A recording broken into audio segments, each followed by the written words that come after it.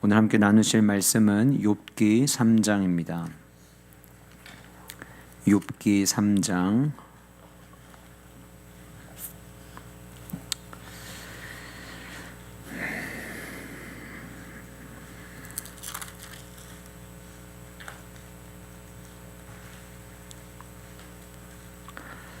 음, 20절부터 26절까지만 읽겠습니다. 20절부터 26절까지만 읽고 중간에는 제가 말씀을 전하면서 같이 보도록 하겠습니다. 20절부터 26절까지 한 절씩 교독하겠습니다. 어찌하여 고난당하는 자에게 빛을 주셨으며 마음이 아픈 자에게 생명을 주셨는고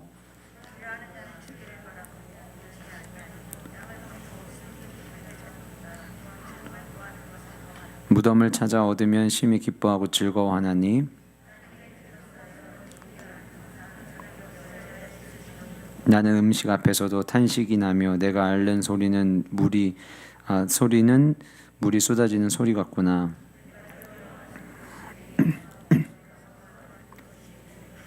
같이 읽겠습니다. 나에게는 평온도 없고 안일도 없고 휴식도 없고 다만 불안만이 있구나. 아멘.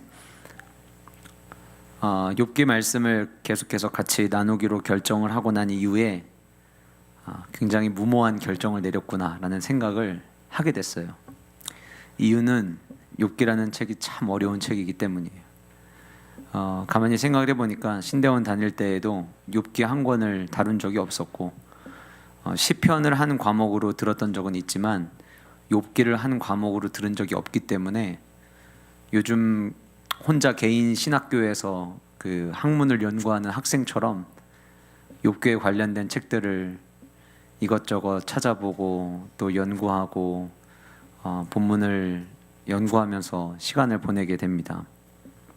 대부분 욥기 1장 말씀 전할 때도 이야기를 드렸지만 욥기에서는 1장과 2장, 42장을 대부분 설교하실 때에 교회에서 본문으로 사용을 하고 간혹 3장까지 언급을 하시는 분들도 계시지만 3장으로 설교하는 것도 그렇게 저도 들어본 적이 없었던 것 같아요.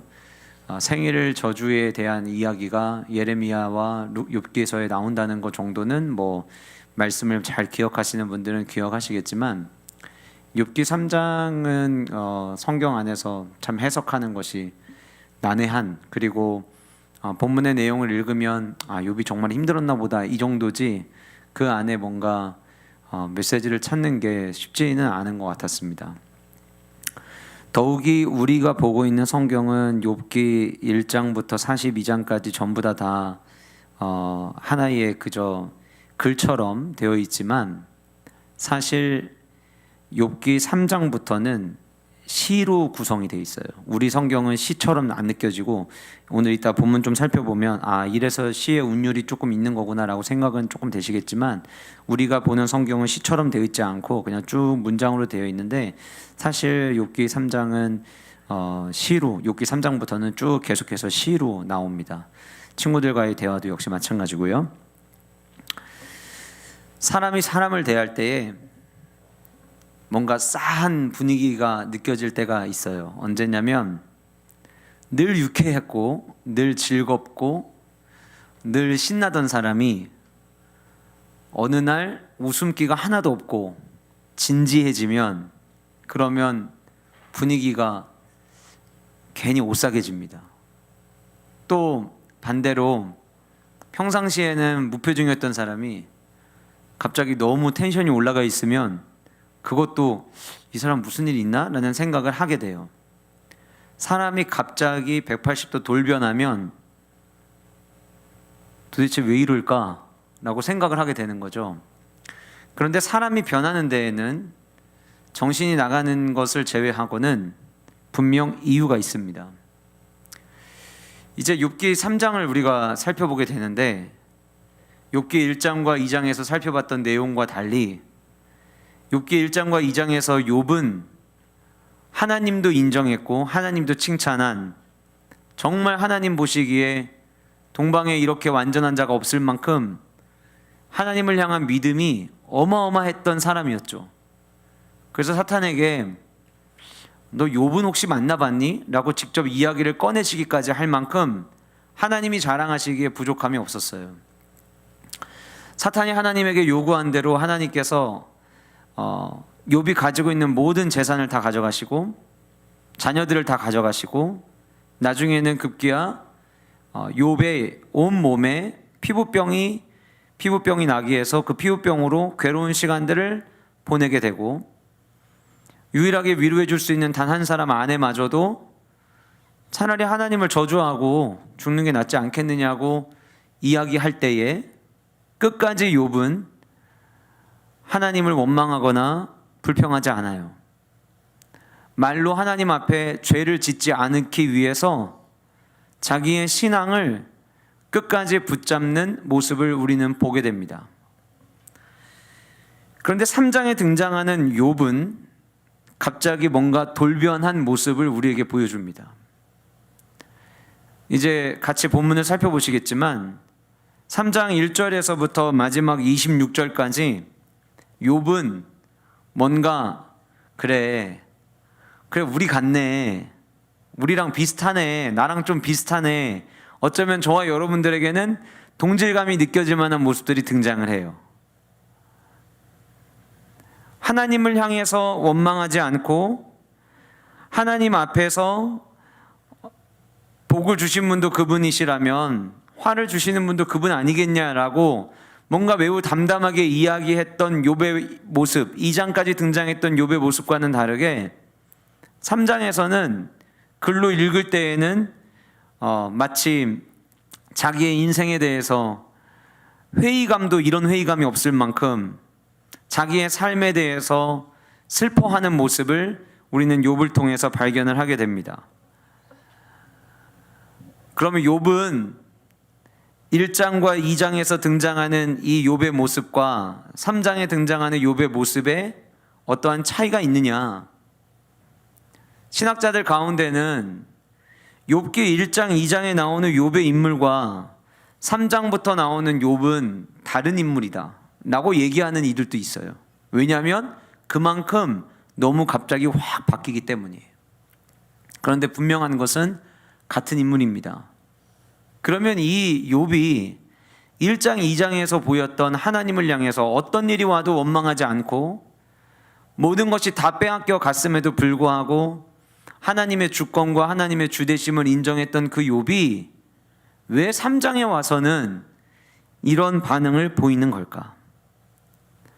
3장 1절에 보시면 그 후에 욥이 입을 열어 자기의 생일을 저주하니라.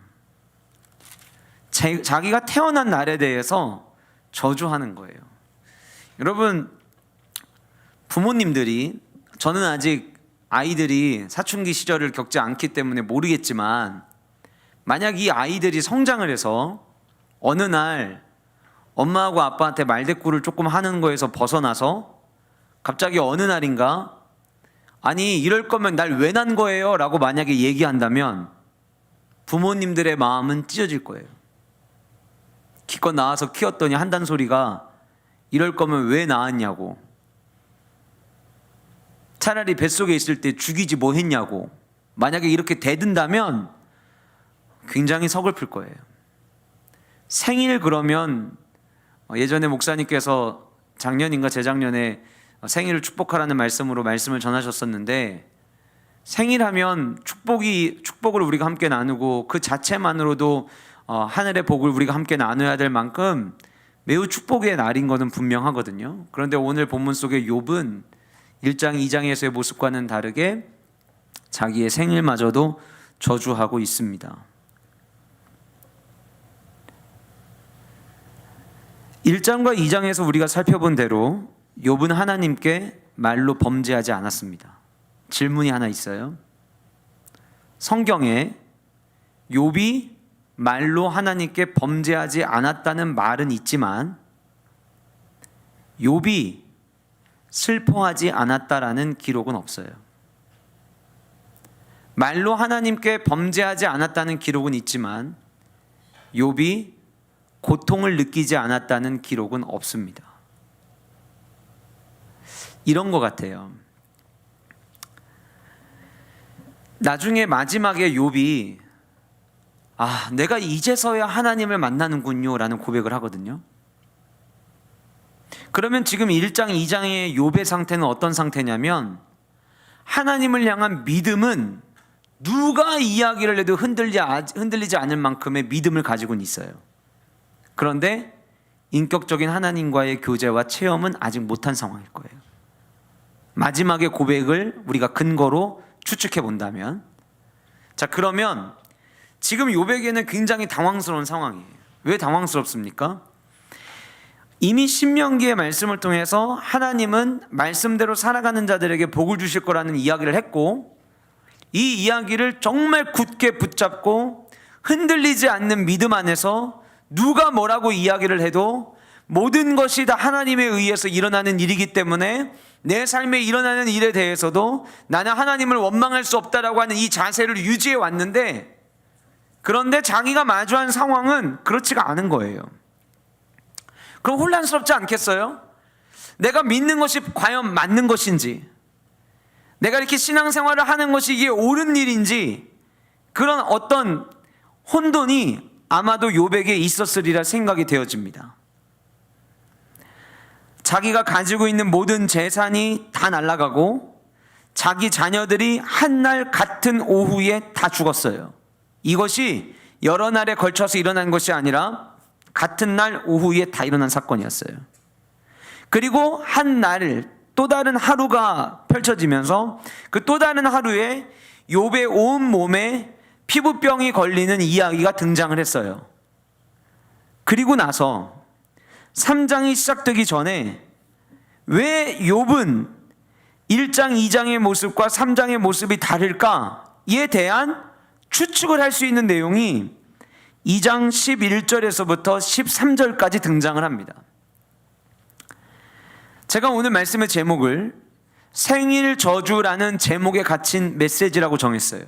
왜냐하면 욥기 3장을 마치 하나의 타이틀처럼 욥기 3장 그러면 욥의 생일 저주, 그래서 욥이 자기가 태어난 날을 저주한 내용, 이렇게 많이들 기억을 하고 있는데, 이 말씀을 읽고 또 읽고 묵상하는 가운데 이 말씀 속에 그 생일 저주라고 하는 제목 뒤에 성도라면, 그리스도인이라면 하나님은 어디 계십니까? 라고 묻는 마음을 가지고 살아가는 자들이라면 반드시 기억해야 될 중요한 메시지들이 이 안에 숨겨져 있음을 찾게 됐어요. 그래서 오늘 그 내용들을 같이 살펴보려고 하는데, 첫 번째로 성도는 마음을 나누는 친구가 되어줘야 된다라고 하는 거예요. 마음을 나누는 친구가 되어주자. 1장, 2장에서의 욥의 모습과 3장의 욥의 모습의 자세가 바뀌게 된 결정적인 이유는 친구의 등장입니다. 11절 말씀에 보니까 아내가 저주에 가까운 이야기를 하고, 그리고 난 그때에 욥의 친구 세 사람이 이 재앙이 욥에게 내렸다는 소식을 듣고 서로 떨어져 있는 지역에서 같이 욥을 위문하고 위로하기 위해서 약속을 하고 욥을 만나러 옵니다. 자, 그러니까 가족들을 다 잃고 재산 다 잃고 아내로부터 너무 견디기 힘든, 감당하기 힘든 이야기를 듣고 난 이후에 시간이 지났겠죠. 시간이 지났고 자기에게 일어난 이 일에 대해서 도대체 어떻게 이거를 내가 납득을 해야 될지 모르는 혼란 속에서 욥은 하루하루를 보내고 있었으리라 생각이 되어져요. 그때 친구 세 사람이 위로하기 위해서 옵니다. 친구라고 표현을 하고 있지만 신학자들 모두가 다 이 친구들은 우리가 이야기하는 동갑내기 친구를 의미하는 게 아니라 삶에 어려운 일이 있을 때, 혹은 가까이에서 친구처럼 지내던 사이, 실질적으로는 본문에 등장하는 이 세 사람 모두 욥보다는 나이가 많았을 것이라고 학자들은 봅니다. 그 세 사람이 욥의 이야기를 듣고 와요. 그런데 12절 말씀 보니까 눈을 들어 멀리 보매 그가 욥인 줄 알기 어렵게 되었으므로, 이들의 머릿속에 욥은 가장 화려하고 가장 잘 정돈되어 있고 그 시대의 그 지역에서 가장 뛰어났던 인물로만 기억을 했을 텐데 입고 있는 것이 허름한 것은 두 번째, 세 번째 문제고 지금 욥의 온몸에는 피부병까지 앓고 있으니까 욥을 발견하는 것이 쉽지가 않았을 거예요. 그를 알기 어렵게 되어서 그들이 일제히 밑줄 한번 쳐보실까요? 소리질러 울며. 그들이 뭘 하기 시작하냐면 욥의 모습을 보는 순간부터 소리를 내어서 울기 시작을 합니다.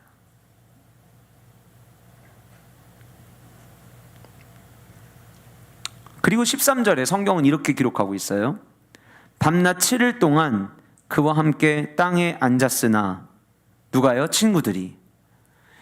그러니까 여러분 이제 나중에 우리가 이 욥의 세 친구와 욥이 서로 변론하는 이야기가 나오거든요.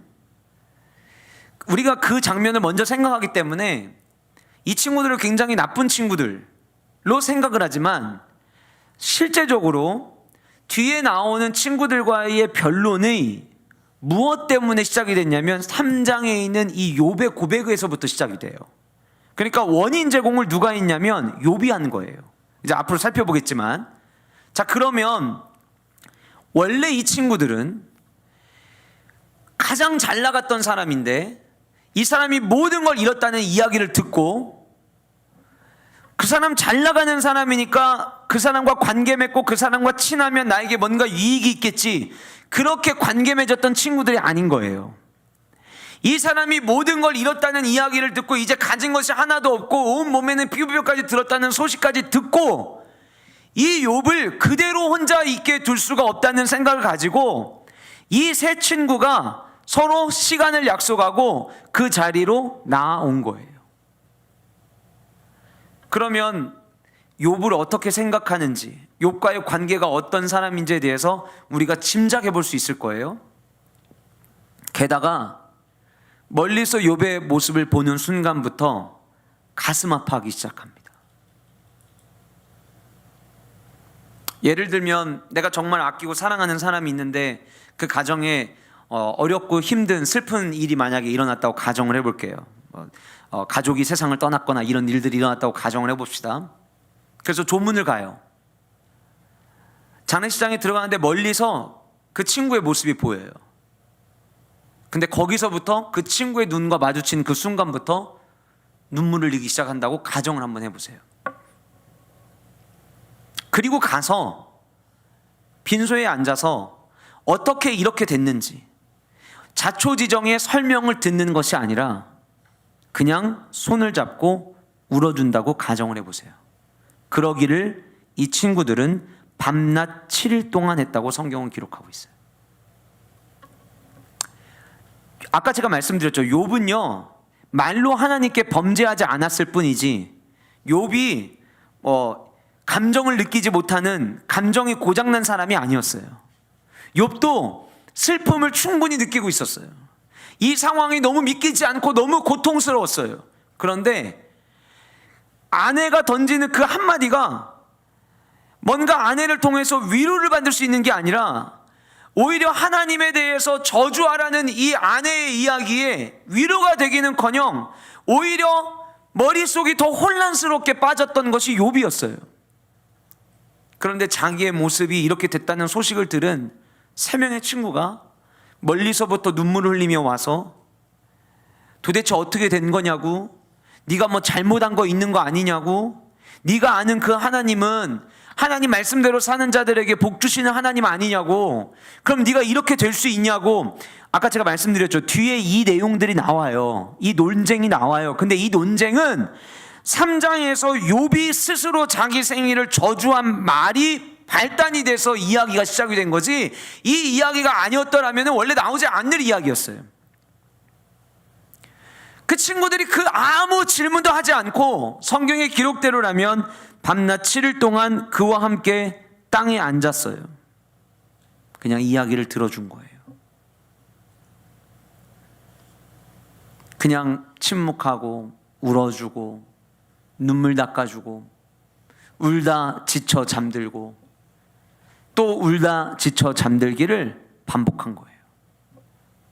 그때 욥 안에 숨겨져 있던 슬픔이 바깥으로 표출된 게 3장이에요.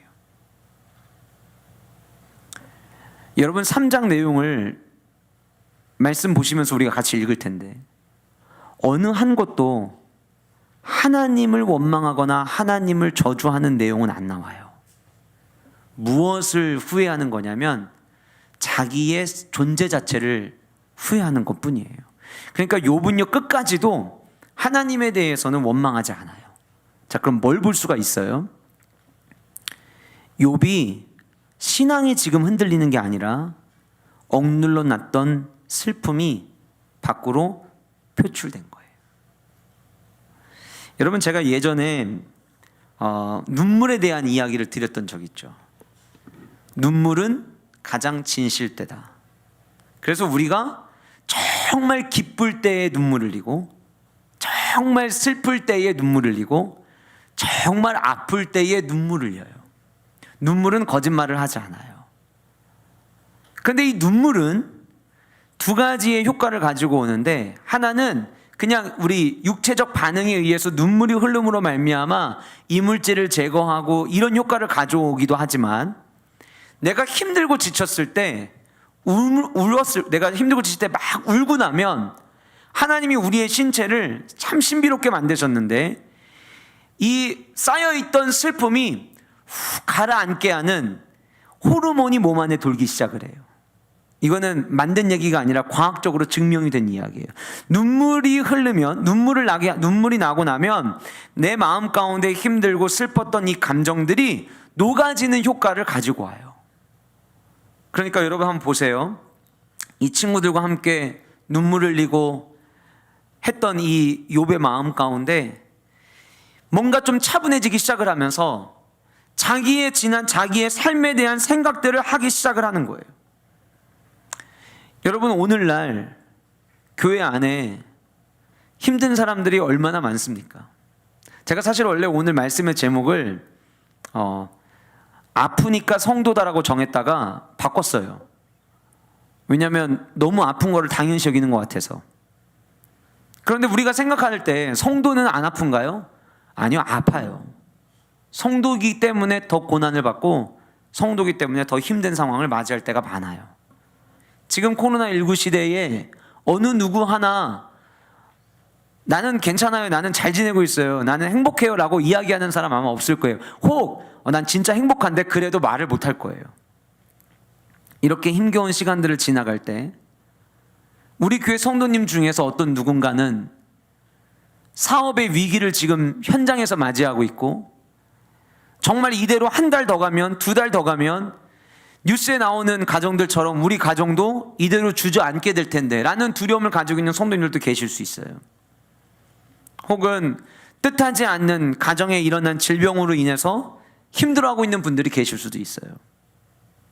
그런데 그럴 때 성도가 해야 되는 것은 무엇이냐면 그들의 그 슬퍼하는 감정을 꾹꾹 누르게 하는 게 아니라 자기의 마음을 드러낼 수 있도록 옆에서 도와주는 역할을 우리가 서로가 해야 된다는 거예요. 같은 성도이기 때문에. 그러면 이제 우리가 생각할 거예요. 나는 마음을 나눌 수 있는 친구가 교회 안에 있지. 같은 교회를 다니면서 마음을 나눌 수 있는 친구가 한 명도 없다면 그 사람이 불행한 거예요. 여러분들도 한번 잘 생각해 보세요. 내가 힘든 일이 있을 때 이 힘든 이야기를 나눌 수 있는 자가 내 옆에 있는가?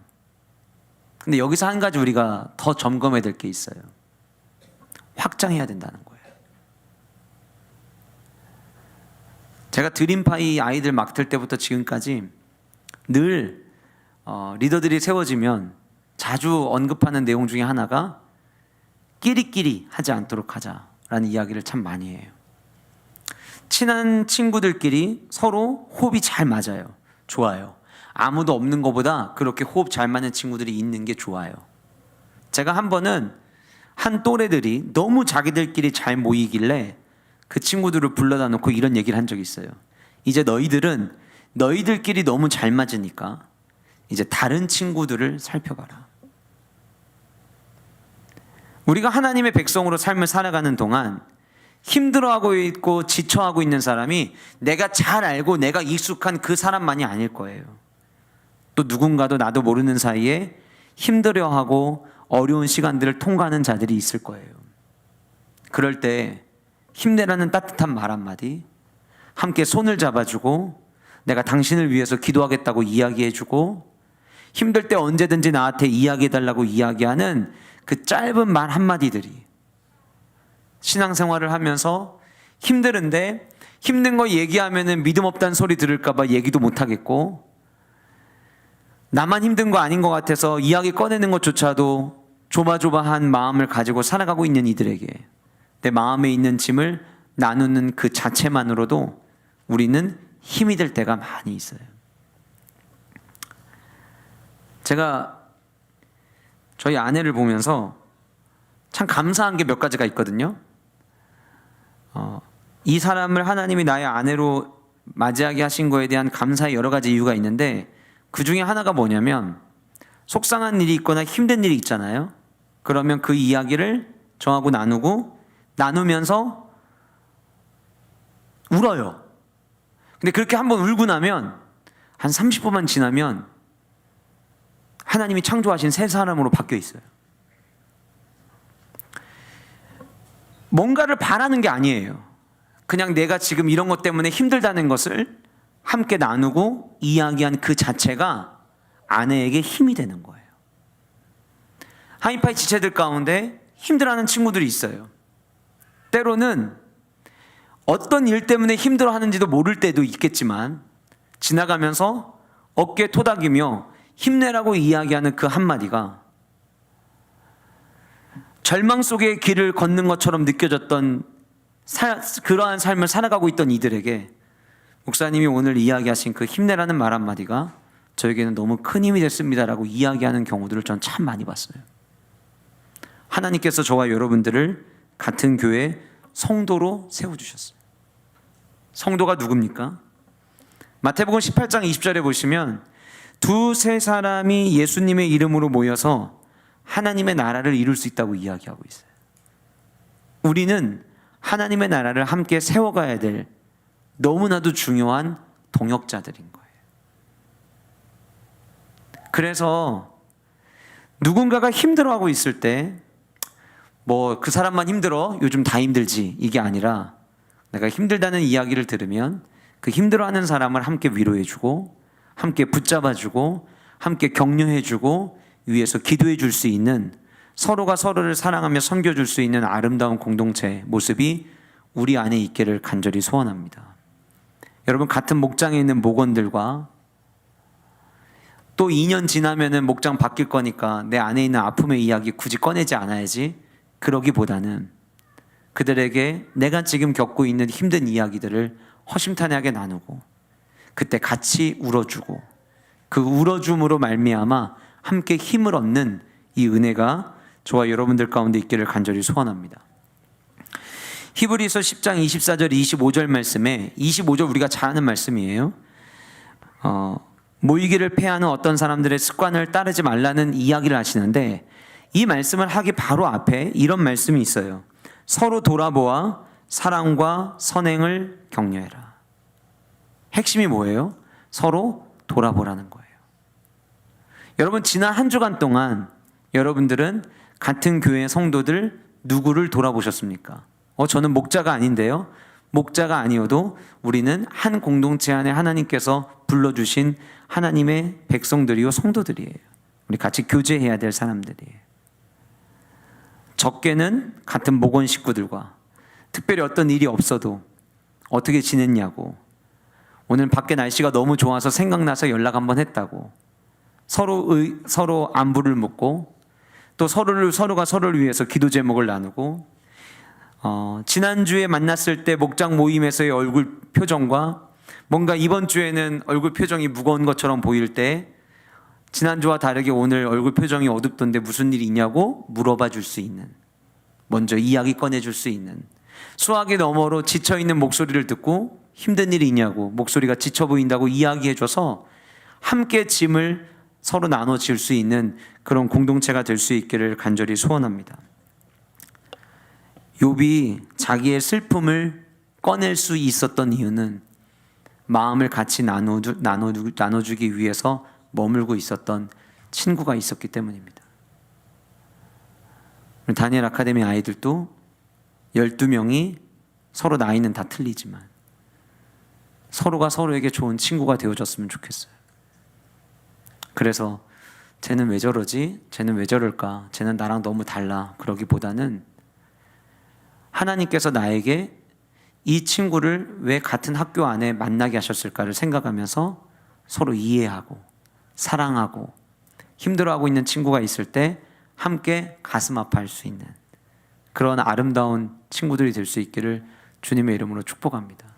가끔은 아이들이 식사하다가 보면 혹은 아직 저학년들은 학교에서 있다 보면 엄마 생각나서 우는 친구들이 있어요. 그럴 때에 같이 옆에서 손잡아주고 나도 예전에는 그랬다고 이야기해 주기도 하고 서로가 서로한테 위로해 줄 수 있는 그런 아름다운 모임이 우리 안에 있기를 원합니다. 제가 예전에도 말씀드렸지만 제가 처음 원천침례교회 사역하러 갔을 때 중앙기독 초등학교 아이들 운동장에서 뛰어노는 모습 보고 굉장히 감동받았다는 이야기를 드린 적이 있었어요. 장애 후 아이가 페널티킥을 차고 아무 문제가 없는 친구가 골키퍼가 되었는데 이 다운 증후군 아이가 달려와서 공을 차는데 이제 순서가 다 정해져 있을 거 아니에요. 그런데 다운 증후군 아이가 찰 순서가 되니까 나머지 아이들이 이 친구 주변에 와서 격려를 해요. 너 할 수 있다고 막 다독여줘요. 근데 그러는 사이에 한 친구가 그 공을 원래 아이들이 차는 데보다 앞으로 갖다 놔요. 그 아이 눈치 안 채게. 그리고 이 아이가 공을 찰 때에 골키퍼가 공 차는 거 방향 보고 일부러 반대 방향으로 넘어져요. 그리고 모든 아이들이 함께 달려가서 그 아이를 축하해 주는 모습이 저에게는 굉장히 인상적이었어요. 어릴 때부터 힘들어하는 친구들을 도와주는 모습으로 보고 자라난다면 이 아이들 하나님께서 크게 쓰실 거라는 생각을 하게 됐어요. 교회는 힘들어하는 자가 있을 때 왜 맨날 힘들다고 해? 왜 맨날 어렵다고 해? 언제까지 응석받아줘야 돼? 이게 아니라 힘들어하고 있을 때 같이 가서 위로해주고 손잡아주고 눈물 흘려줄 수 있는 아름다운 공동체가 될 수 있기를 간절히 소원합니다. 두 번째는 하나님의 계획이 우선임을 기억해야 된다라고 하는 메시지가 이 3장 안에는 담겨져 있습니다. 2절 말씀 보실까요? 욥이 입을 열어 이르되, 볼펜 있으신 분들은 지금부터 였더라면, 더라면이라는 단어가 나올 때마다 밑줄을 한번 쳐보세요. 성경에다가 더라면이 나올 때마다 내가 난 날이 멸망하였더라면 산의 아이를 베었다 하던 그날 그 밤도 그러하였더라면 그날이 캄캄하였더라면 하나님이 위에서 돌아보지 않으셨더라면 빛도 그날을 비추지 않았더라면 어둠과 죽음의 그늘이 그날을 자기의 것이라 주장하였더라면 구름이 그 위에 덮였더라면 흑암이 그 날을 덮었더라면 그 밤이 캄캄한 어둠에 잡혔더라면 해의 날수와 달의 수에 들지 않았더라면 그 밤에 자식을 베지 못하였더라면 그 밤에 즐거운 소리가 나지 않았더라면 나를 저주하는 자들 곧 리워야단을 격동시키기에 익숙한 자들이 그 밤을 저주하였더라면 그 밤에 새벽별들이 어두웠더라면 그 밤이 광명을 발할지라도 얻지 못하며 동틈을 보지 못하였더라면 좋았을 것을. 이는 내 모태의 문을 닫지 아니하여 내 눈으로 환난을 보게 하였음이로구나. 이번에는 어디에 밑줄 치시냐면 어찌하여의 밑줄을 쳐보세요. 어찌하여 내가 태에서 죽어나오지 아니하였던가. 어찌하여 내 어머니가 해산할 때에 내가 숨지지 아니하였던가. 어찌하여 무릎이 나를 받았던가. 어찌하여 내가 젖을 빨았던가. 시 같죠?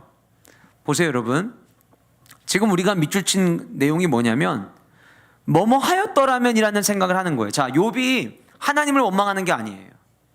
어떤 생각을 하는 거냐면 자기가 지금 너무 괴로우니까, 마치 이런 것 같아요.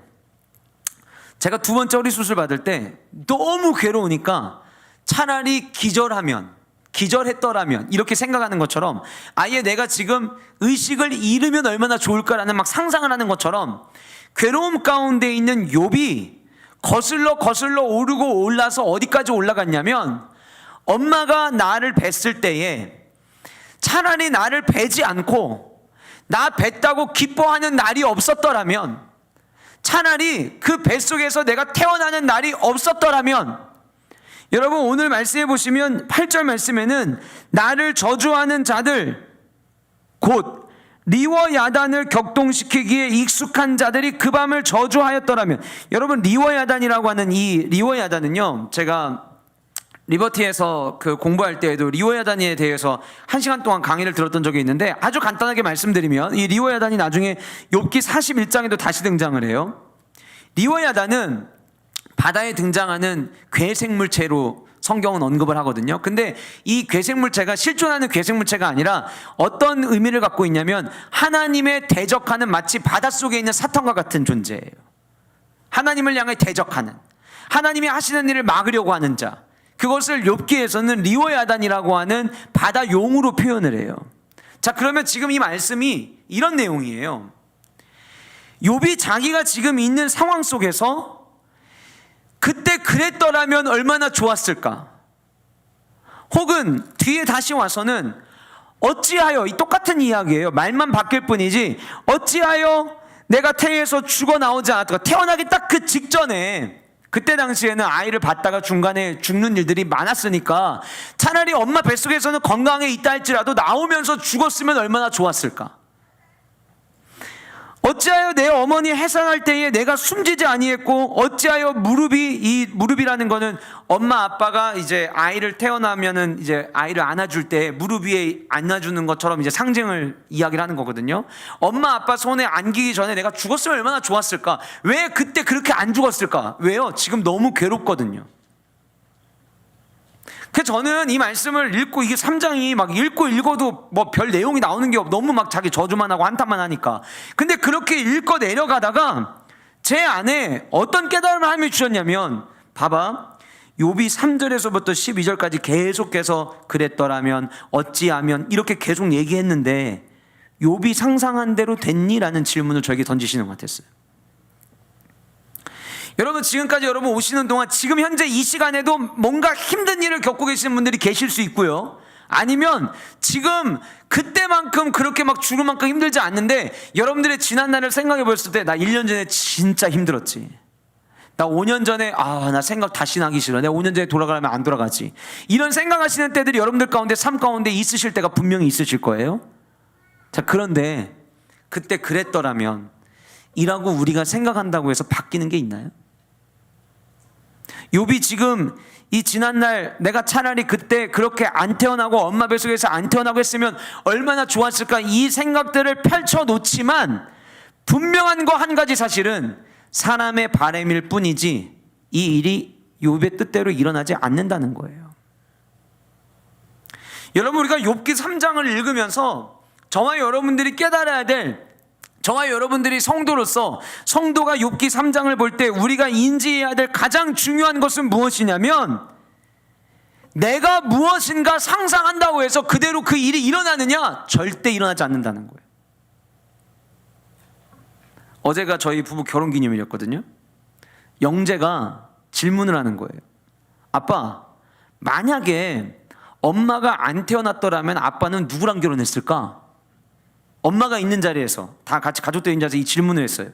이 짧은 순간 어떻게 대답하느냐가 가정의 평화를 갖고 오느냐, 이런 이제 여러 가지가 결정되는데, 그 순간 하나님이 저에게 초자연적인 지혜를 주셨어요. 정말 여호와를 경외하는 자에겐 지혜를 주시는구나. 그래서 제가 뭐라고 대답했냐면, 우리나라에서 엄마보다 덜 이쁜 사람이랑 결혼했겠지, 제가 그랬어요. 여러분들은 뭐 그렇게 탐탁지 않은 대답인데 이렇게 생각할지 모르겠지만 저희 아내는 굉장히 만족했어요, 이 대답을. 근데 여러분 생각해 보세요. 영재가 그 이야기를 할 때 만약에 엄마가 없었더라면 이라고 전제를 했지만, 엄마가 없었을 일은 없어요. 우리가 생각할 뿐이지. 저와 여러분들이 생각할 뿐이지. 그때 내가 너를 안 만났더라면 가정은 할 수 있어요.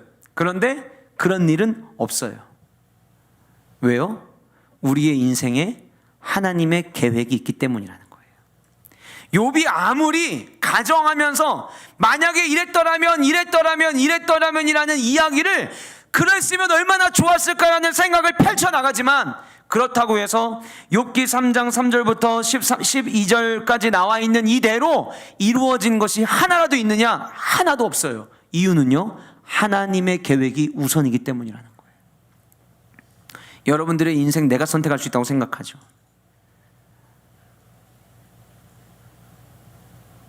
내 인생 내가 설계한다고 생각하시죠?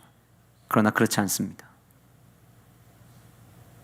우리의 인생, 우리의 가정의 문제, 자녀들의 문제 모두가 다 하나님의 계획 안에 있습니다. 이것을 우리는 잊지 말아야 돼요. 우리가 응원하는 만약에 대한민국 팀이 있다고 가정을 해보고 중요한 경기를 하는데 전반전 3대0으로 졌어요. 한 골 들어갈 때마다 가슴이 너무 아팠어요. 한 골 들어갈 때마다 막 이 쇼파를 치면서 또 먹혔네. 두 번째 골 먹히니까 또 아니 이걸 먹히면 어떡해? 세 번째 골이 먹혔어요. 야, 진짜 해도 너무한다. 전반전이 끝났어요. 후반전을 시작합니다. 후반전 시작하고 10분이 지나고 20분이 지나고 30분이 지나더니 갑자기 한 골이 들어가요. 이제 와서 한 골 넣으면 뭐하니 생각하고 이제 두 골이 들어가요. 그리고 나서 야, 이거 이러다가는 잘하면은 무승부 갈 수 있겠는데? 근데 세 번째 골이 들어가요. 막 환호를 하고 막 난리가 났어요. 그리고 끝나기 인저리 타임에 추가골을 넣으면서 한국이 만약에 역전했다고 가정을 해봅시다.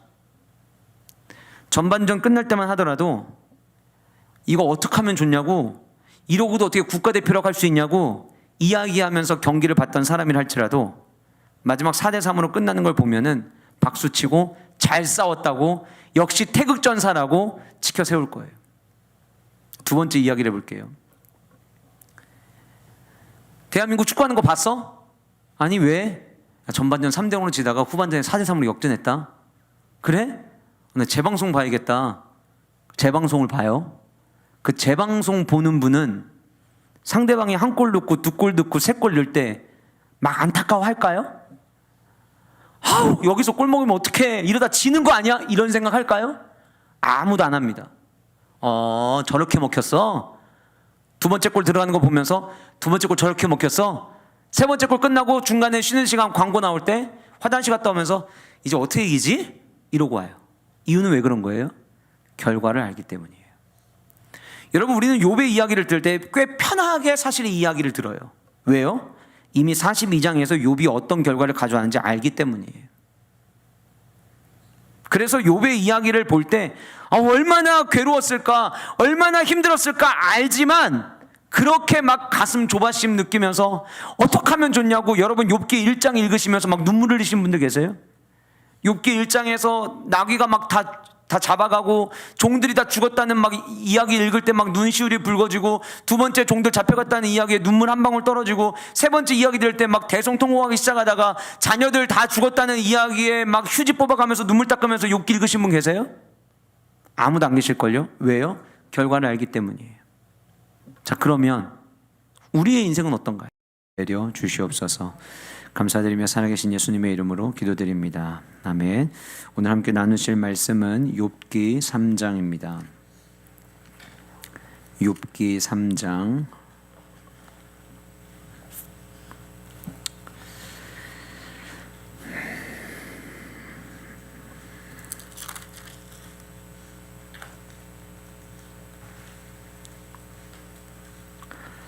음... 20절부터 26절까지만 읽겠습니다. 20절부터 26절까지만 읽고 중간에는 제가 말씀을 전하면서 같이 보도록 하겠습니다.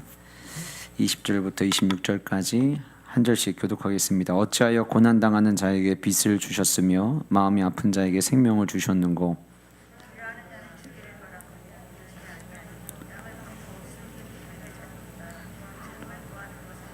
무덤을 찾아 얻으면 심히 기뻐하고 즐거워하나니 나는 음식 앞에서도 탄식이 나며 내가 앓는 소리는 물이 쏟아지는 소리 같구나.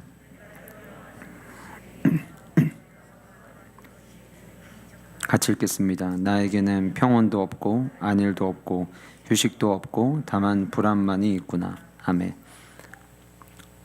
욥기 말씀을 계속해서 같이 나누기로 결정을 하고 난 이후에 굉장히 무모한 결정을 내렸구나라는 생각을 하게 됐어요. 이유는 욥기라는 책이 참 어려운 책이기 때문이에요.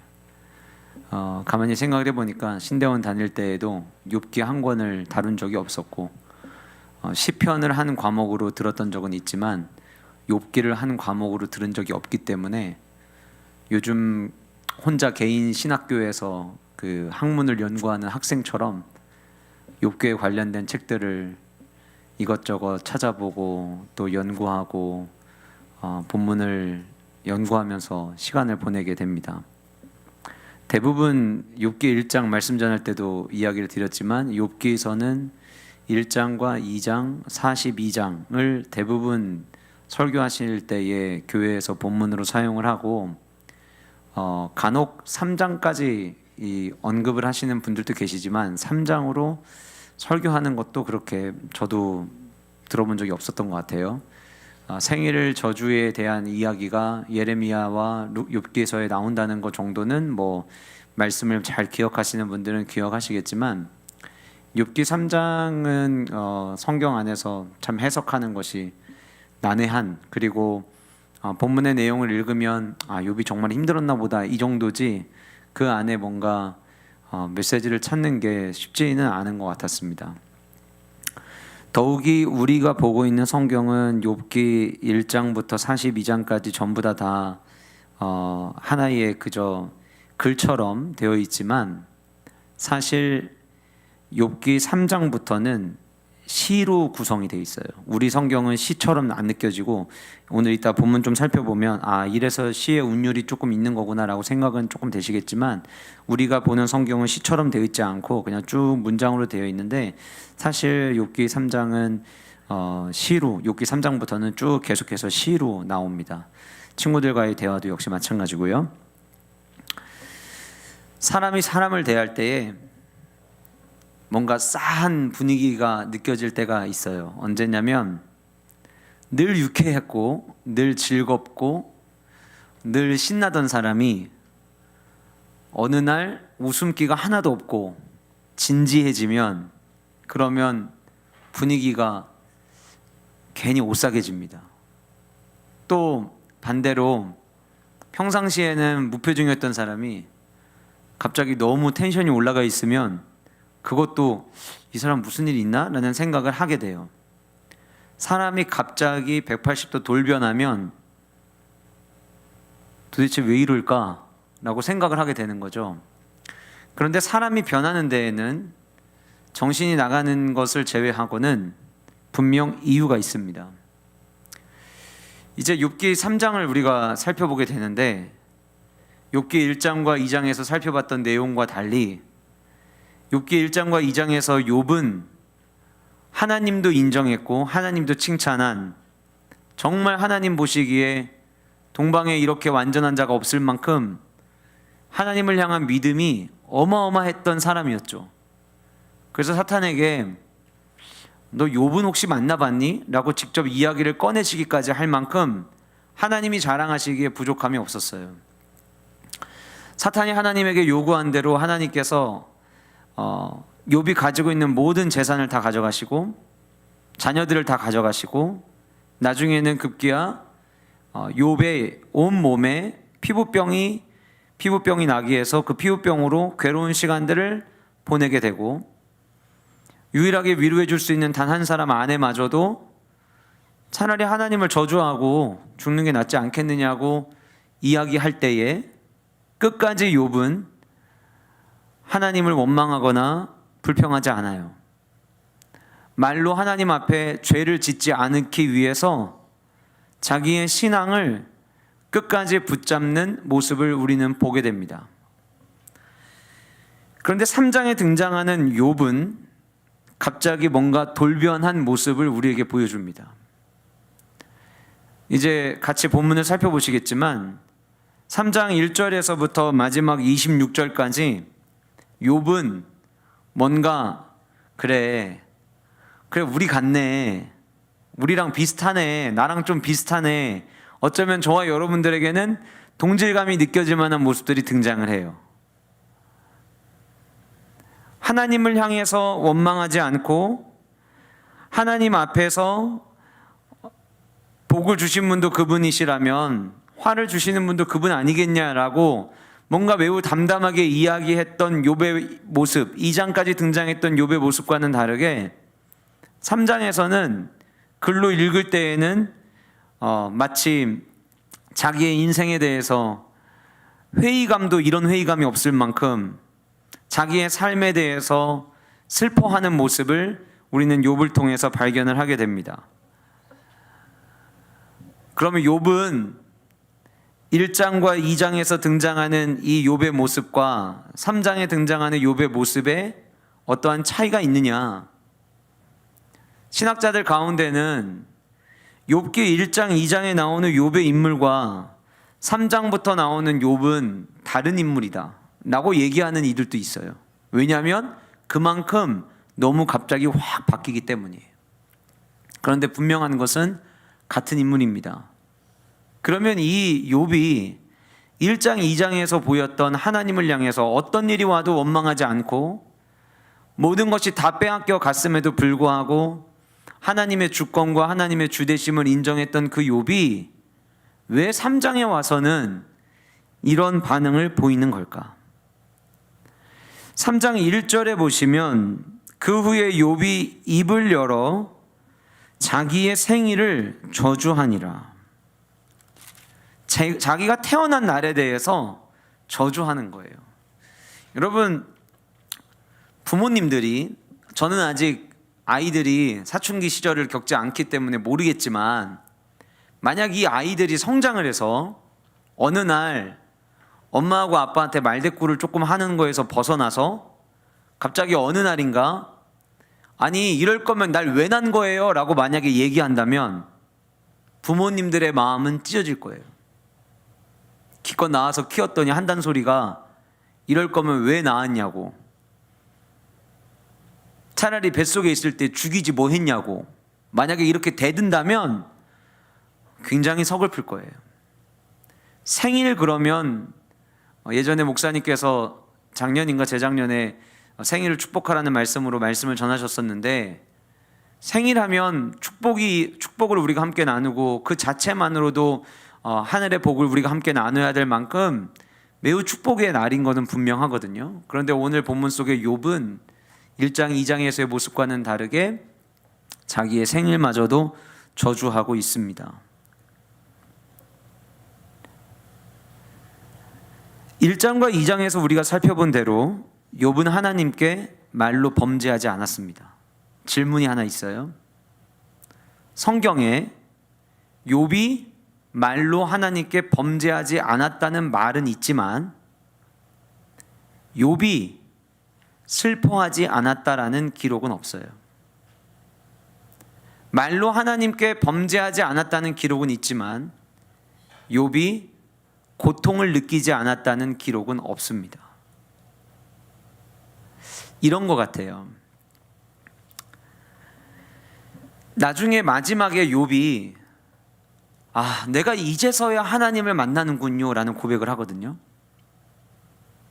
그러면 지금 1장, 2장의 욥의 상태는 어떤 상태냐면 하나님을 향한 믿음은 누가 이야기를 해도 흔들리지 않을 만큼의 믿음을 가지고는 있어요. 그런데 인격적인 하나님과의 교제와 체험은 아직 못한 상황일 거예요. 마지막의 고백을 우리가 근거로 추측해 본다면, 자, 그러면 지금 욥에게는 굉장히 당황스러운 상황이에요. 왜 당황스럽습니까?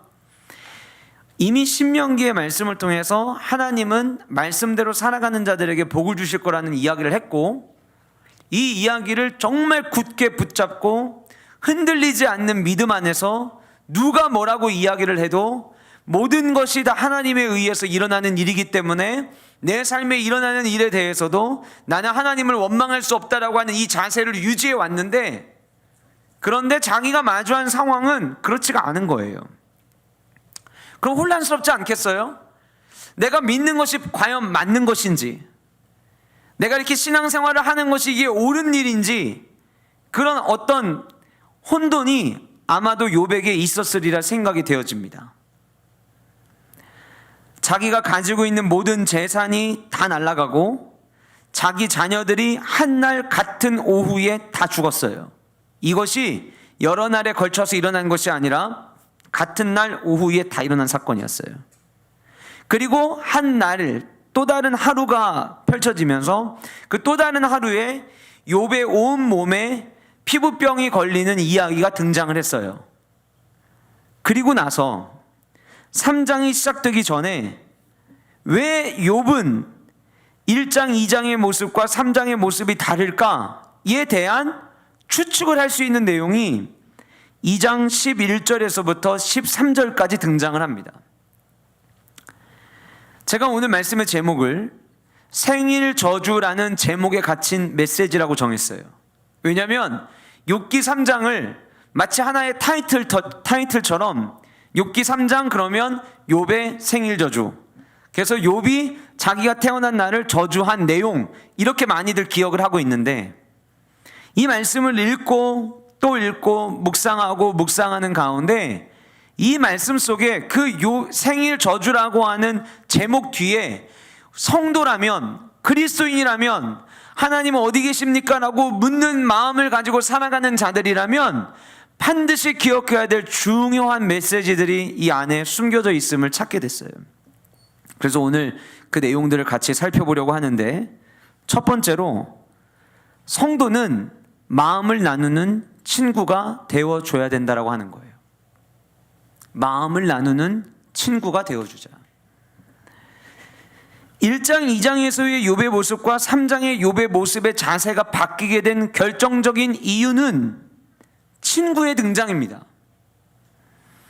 11절 말씀에 보니까 아내가 저주에 가까운 이야기를 하고, 그리고 난 그때에 욥의 친구 세 사람이 이 재앙이 욥에게 내렸다는 소식을 듣고 서로 떨어져 있는 지역에서 같이 욥을 위문하고 위로하기 위해서 약속을 하고 욥을 만나러 옵니다. 자, 그러니까 가족들을 다 잃고 재산 다 잃고 아내로부터 너무 견디기 힘든, 감당하기 힘든 이야기를 듣고 난 이후에 시간이 지났겠죠.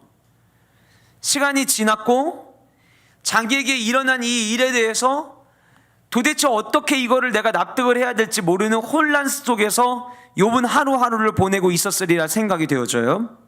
그때 친구 세 사람이 위로하기 위해서 옵니다. 친구라고 표현을 하고 있지만 신학자들 모두가 다 이 친구들은 우리가 이야기하는 동갑내기 친구를 의미하는 게 아니라 삶에 어려운 일이 있을 때, 혹은 가까이에서 친구처럼 지내던 사이, 실질적으로는 본문에 등장하는 이 세 사람 모두 욥보다는 나이가 많았을 것이라고 학자들은 봅니다. 그 세 사람이 욥의 이야기를 듣고 와요. 그런데 12절 말씀 보니까 눈을 들어 멀리 보매 그가 욥인 줄 알기 어렵게 되었으므로, 이들의 머릿속에 욥은 가장 화려하고 가장 잘 정돈되어 있고 그 시대의 그 지역에서 가장 뛰어났던 인물로만 기억을 했을 텐데, 입고 있는 것이 허름한 것은 두 번째, 세 번째 문제고, 지금 욥의 온몸에는 피부병까지 앓고 있으니까 욥을 발견하는 것이 쉽지가 않았을 거예요. 그를 알기 어렵게 되어서 그들이 일제히, 밑줄 한번 쳐보실까요? 소리질러 울며. 그들이 뭘 하기 시작하냐면 욥의 모습을 보는 순간부터 소리를 내어서 울기 시작을 합니다.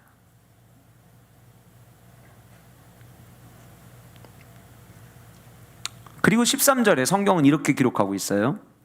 밤낮 7일 동안 그와 함께 땅에 앉았으나 누가요? 친구들이. 그러니까 여러분, 이제 나중에 우리가 이 욥의 세 친구와 욥이 서로 변론하는 이야기가 나오거든요.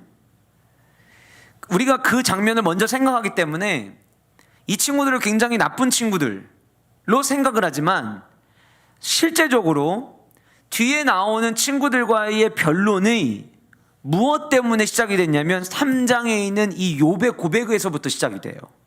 그러니까 원인 제공을 누가 했냐면 욥이 한 거예요.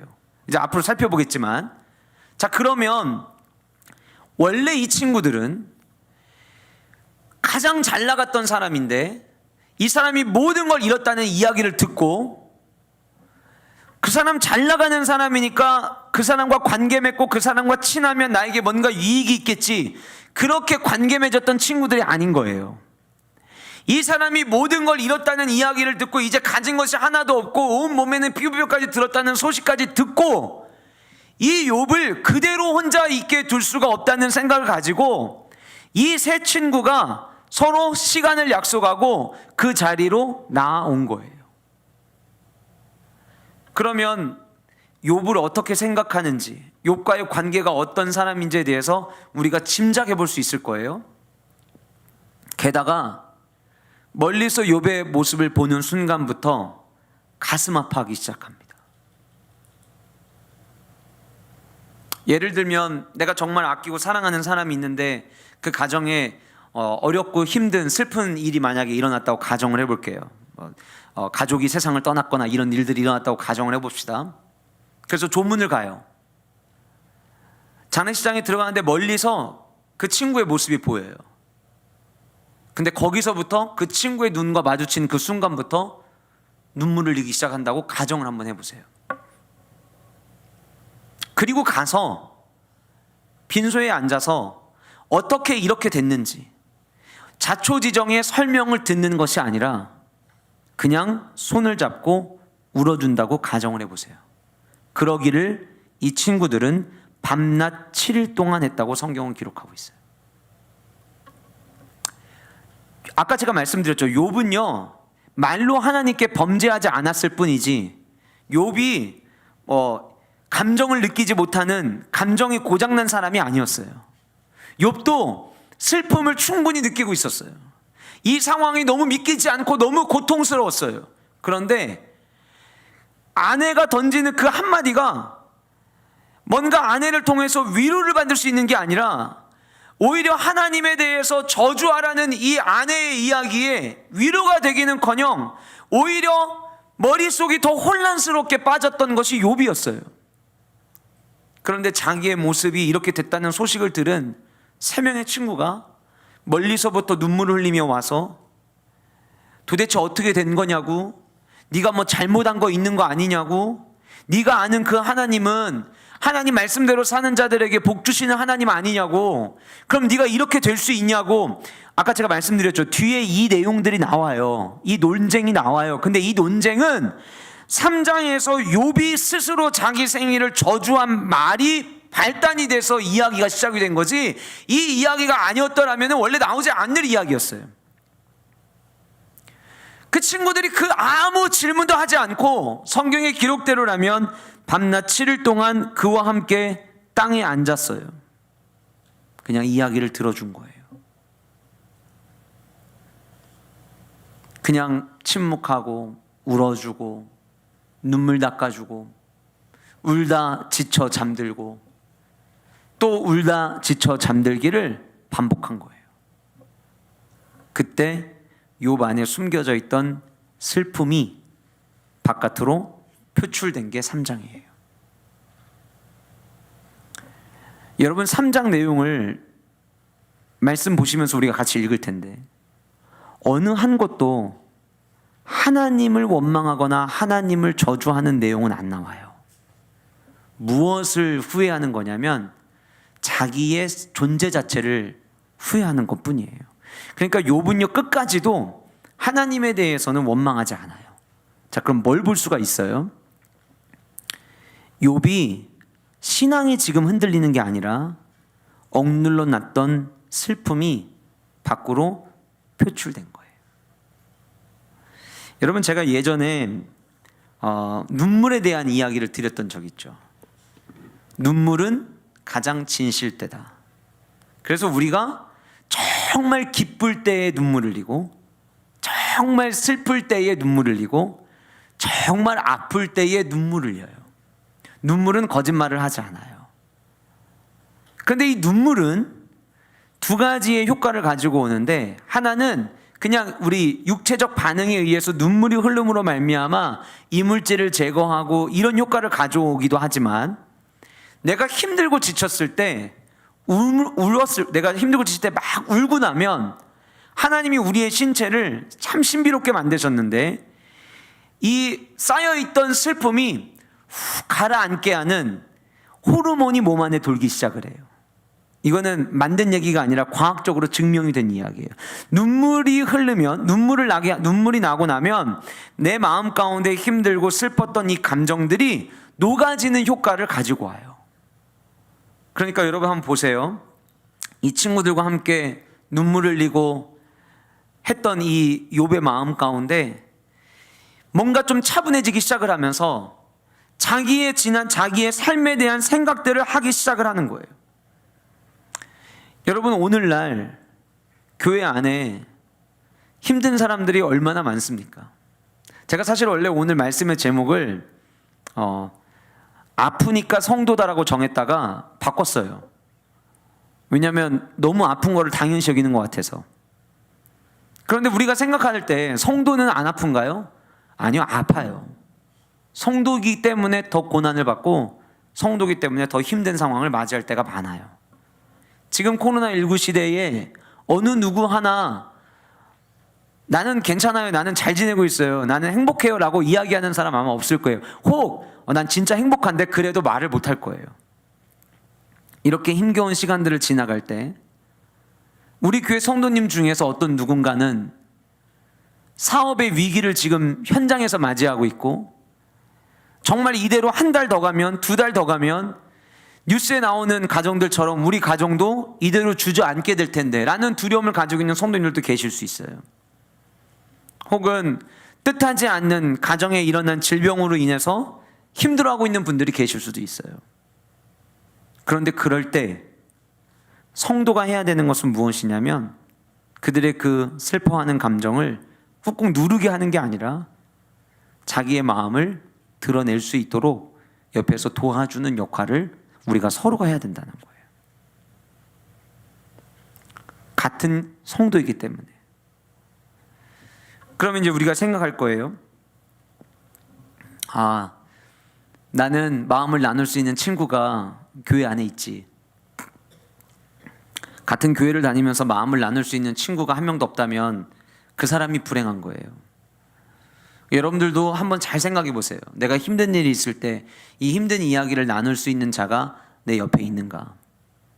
근데 여기서 한 가지 우리가 더 점검해야 될 게 있어요. 확장해야 된다는 거예요.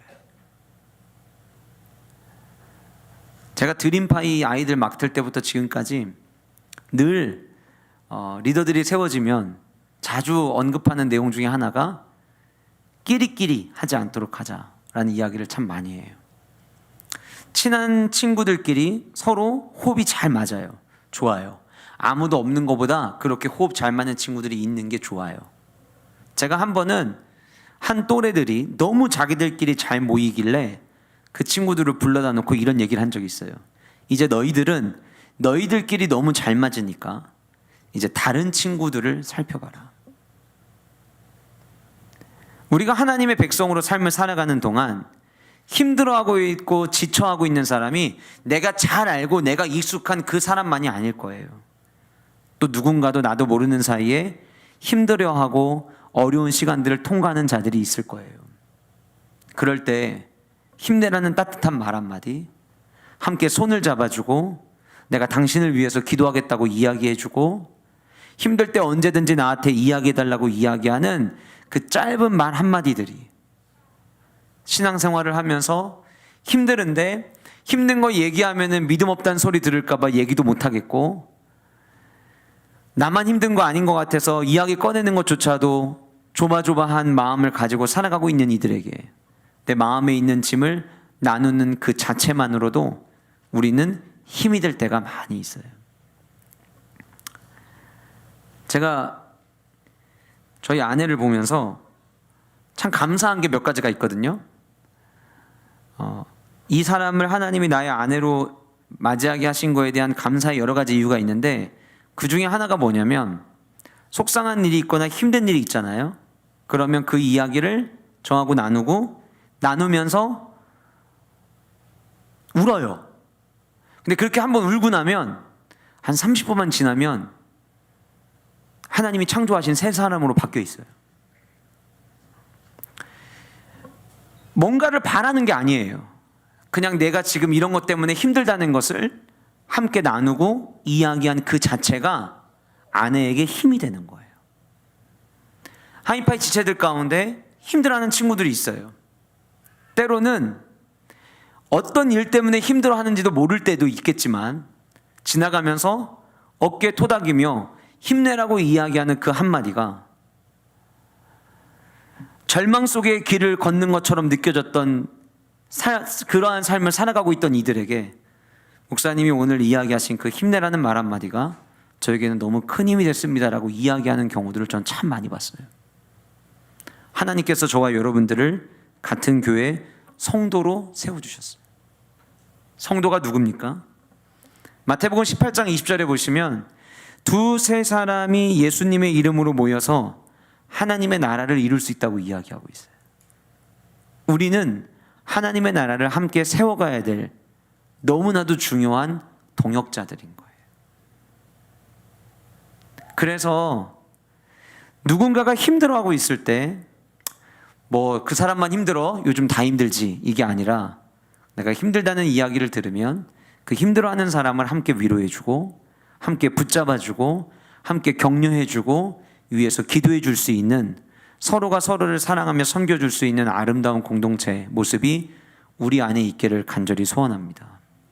여러분, 같은 목장에 있는 목원들과 또 2년 지나면은 목장 바뀔 거니까 내 안에 있는 아픔의 이야기 굳이 꺼내지 않아야지, 그러기보다는 그들에게 내가 지금 겪고 있는 힘든 이야기들을 허심탄회하게 나누고 그때 같이 울어주고 그 울어줌으로 말미암아 함께 힘을 얻는 이 은혜가 저와 여러분들 가운데 있기를 간절히 소원합니다. 히브리서 10장 24절 25절 말씀에, 25절 우리가 잘 아는 말씀이에요. 모이기를 패하는 어떤 사람들의 습관을 따르지 말라는 이야기를 하시는데, 이 말씀을 하기 바로 앞에 이런 말씀이 있어요. 서로 돌아보아 사랑과 선행을 격려해라. 핵심이 뭐예요? 서로 돌아보라는 거예요.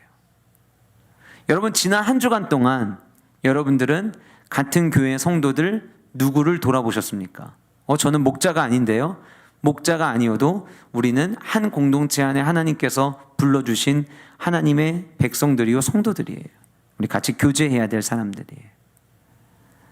적게는 같은 목원 식구들과 특별히 어떤 일이 없어도 어떻게 지냈냐고, 오늘 밖에 날씨가 너무 좋아서 생각나서 연락 한번 했다고, 서로 안부를 묻고 또 서로가 서로를 위해서 기도 제목을 나누고, 지난주에 만났을 때 목장 모임에서의 얼굴 표정과 뭔가 이번 주에는 얼굴 표정이 무거운 것처럼 보일 때 지난주와 다르게 오늘 얼굴 표정이 어둡던데 무슨 일이 있냐고 물어봐 줄 수 있는, 먼저 이야기 꺼내줄 수 있는, 수화기 너머로 지쳐있는 목소리를 듣고 힘든 일이 있냐고, 목소리가 지쳐 보인다고 이야기해줘서 함께 짐을 서로 나눠질 수 있는 그런 공동체가 될 수 있기를 간절히 소원합니다.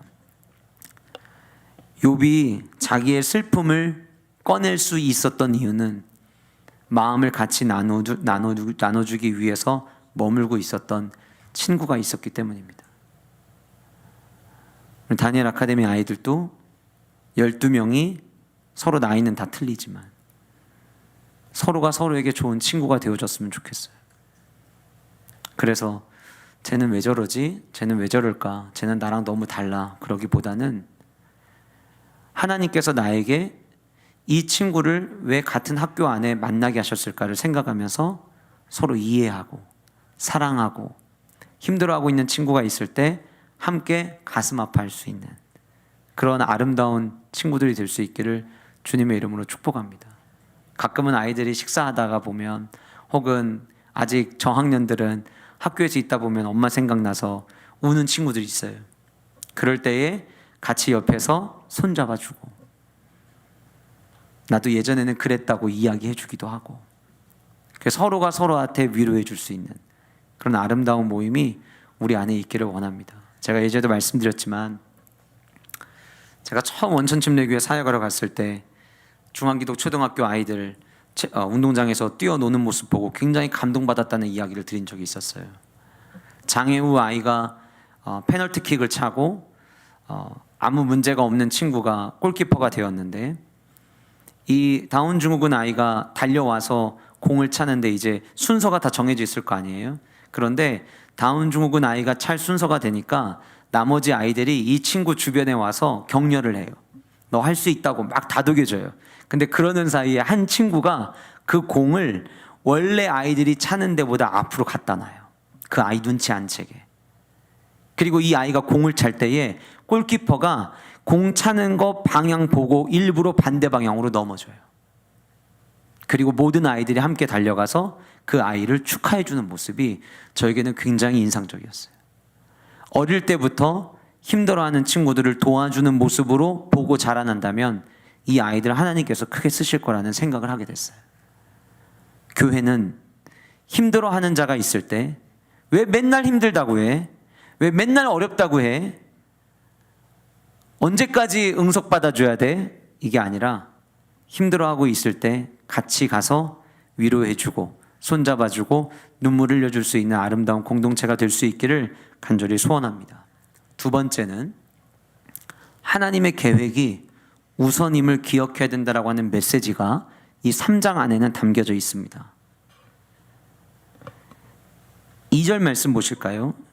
욥이 입을 열어 이르되, 볼펜 있으신 분들은 지금부터 였더라면, 더라면이라는 단어가 나올 때마다 밑줄을 한번 쳐보세요. 성경에다가 더라면이 나올 때마다 내가 난 날이 멸망하였더라면, 산의 아이를 베었다 하던 그날 그 밤도 그러하였더라면, 그날이 캄캄하였더라면, 하나님이 위에서 돌아보지 않으셨더라면, 빛도 그날을 비추지 않았더라면, 어둠과 죽음의 그늘이 그날을 자기의 것이라 주장하였더라면, 구름이 그 위에 덮였더라면, 흑암이 그 날을 덮었더라면, 그 밤이 캄캄한 어둠에 잡혔더라면, 해의 날수와 달의 수에 들지 않았더라면, 그 밤에 자식을 베지 못하였더라면, 그 밤에 즐거운 소리가 나지 않았더라면, 나를 저주하는 자들 곧 리워야단을 격동시키기에 익숙한 자들이 그 밤을 저주하였더라면, 그 밤에 새벽별들이 어두웠더라면, 그 밤이 광명을 발할지라도 얻지 못하며 동틈을 보지 못하였더라면 좋았을 것을. 이는 내 모태의 문을 닫지 아니하여 내 눈으로 환난을 보게 하였음이로구나. 이번에는 어디에 밑줄 치시냐면 어찌하여의 밑줄을 쳐보세요. 어찌하여 내가 태에서 죽어나오지 아니하였던가? 어찌하여 내 어머니가 해산할 때에 내가 숨지지 아니하였던가? 어찌하여 무릎이 나를 받았던가? 어찌하여 내가 젖을 빨았던가? 시 같죠?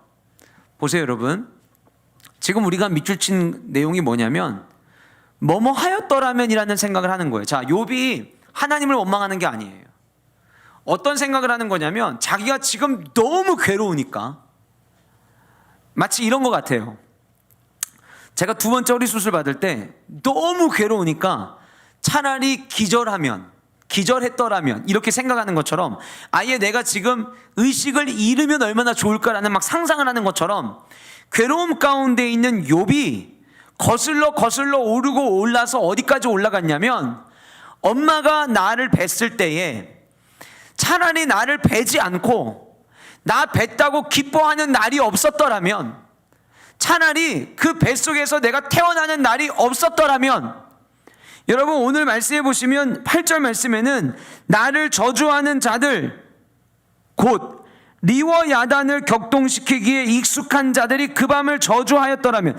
여러분, 리워 야단이라고 하는 이 리워 야단은요, 제가 리버티에서 그 공부할 때에도 리워 야단에 대해서 1시간 동안 강의를 들었던 적이 있는데, 아주 간단하게 말씀드리면 이 리워 야단이 나중에 욥기 41장에도 다시 등장을 해요. 리워 야단은 바다에 등장하는 괴생물체로 성경은 언급을 하거든요. 근데 이 괴생물체가 실존하는 괴생물체가 아니라 어떤 의미를 갖고 있냐면, 하나님의 대적하는, 마치 바닷속에 있는 사탄과 같은 존재예요. 하나님을 향해 대적하는, 하나님이 하시는 일을 막으려고 하는 자, 그것을 욥기에서는 리워야단이라고 하는 바다 용으로 표현을 해요. 자, 그러면 지금 이 말씀이 이런 내용이에요. 욥이 자기가 지금 있는 상황 속에서 그때 그랬더라면 얼마나 좋았을까? 혹은 뒤에 다시 와서는 어찌하여, 이 똑같은 이야기예요. 말만 바뀔 뿐이지, 어찌하여 내가 태에서 죽어 나오지 않았다. 태어나기 딱 그 직전에, 그때 당시에는 아이를 받다가 중간에 죽는 일들이 많았으니까 차라리 엄마 뱃속에서는 건강해 있다 할지라도 나오면서 죽었으면 얼마나 좋았을까?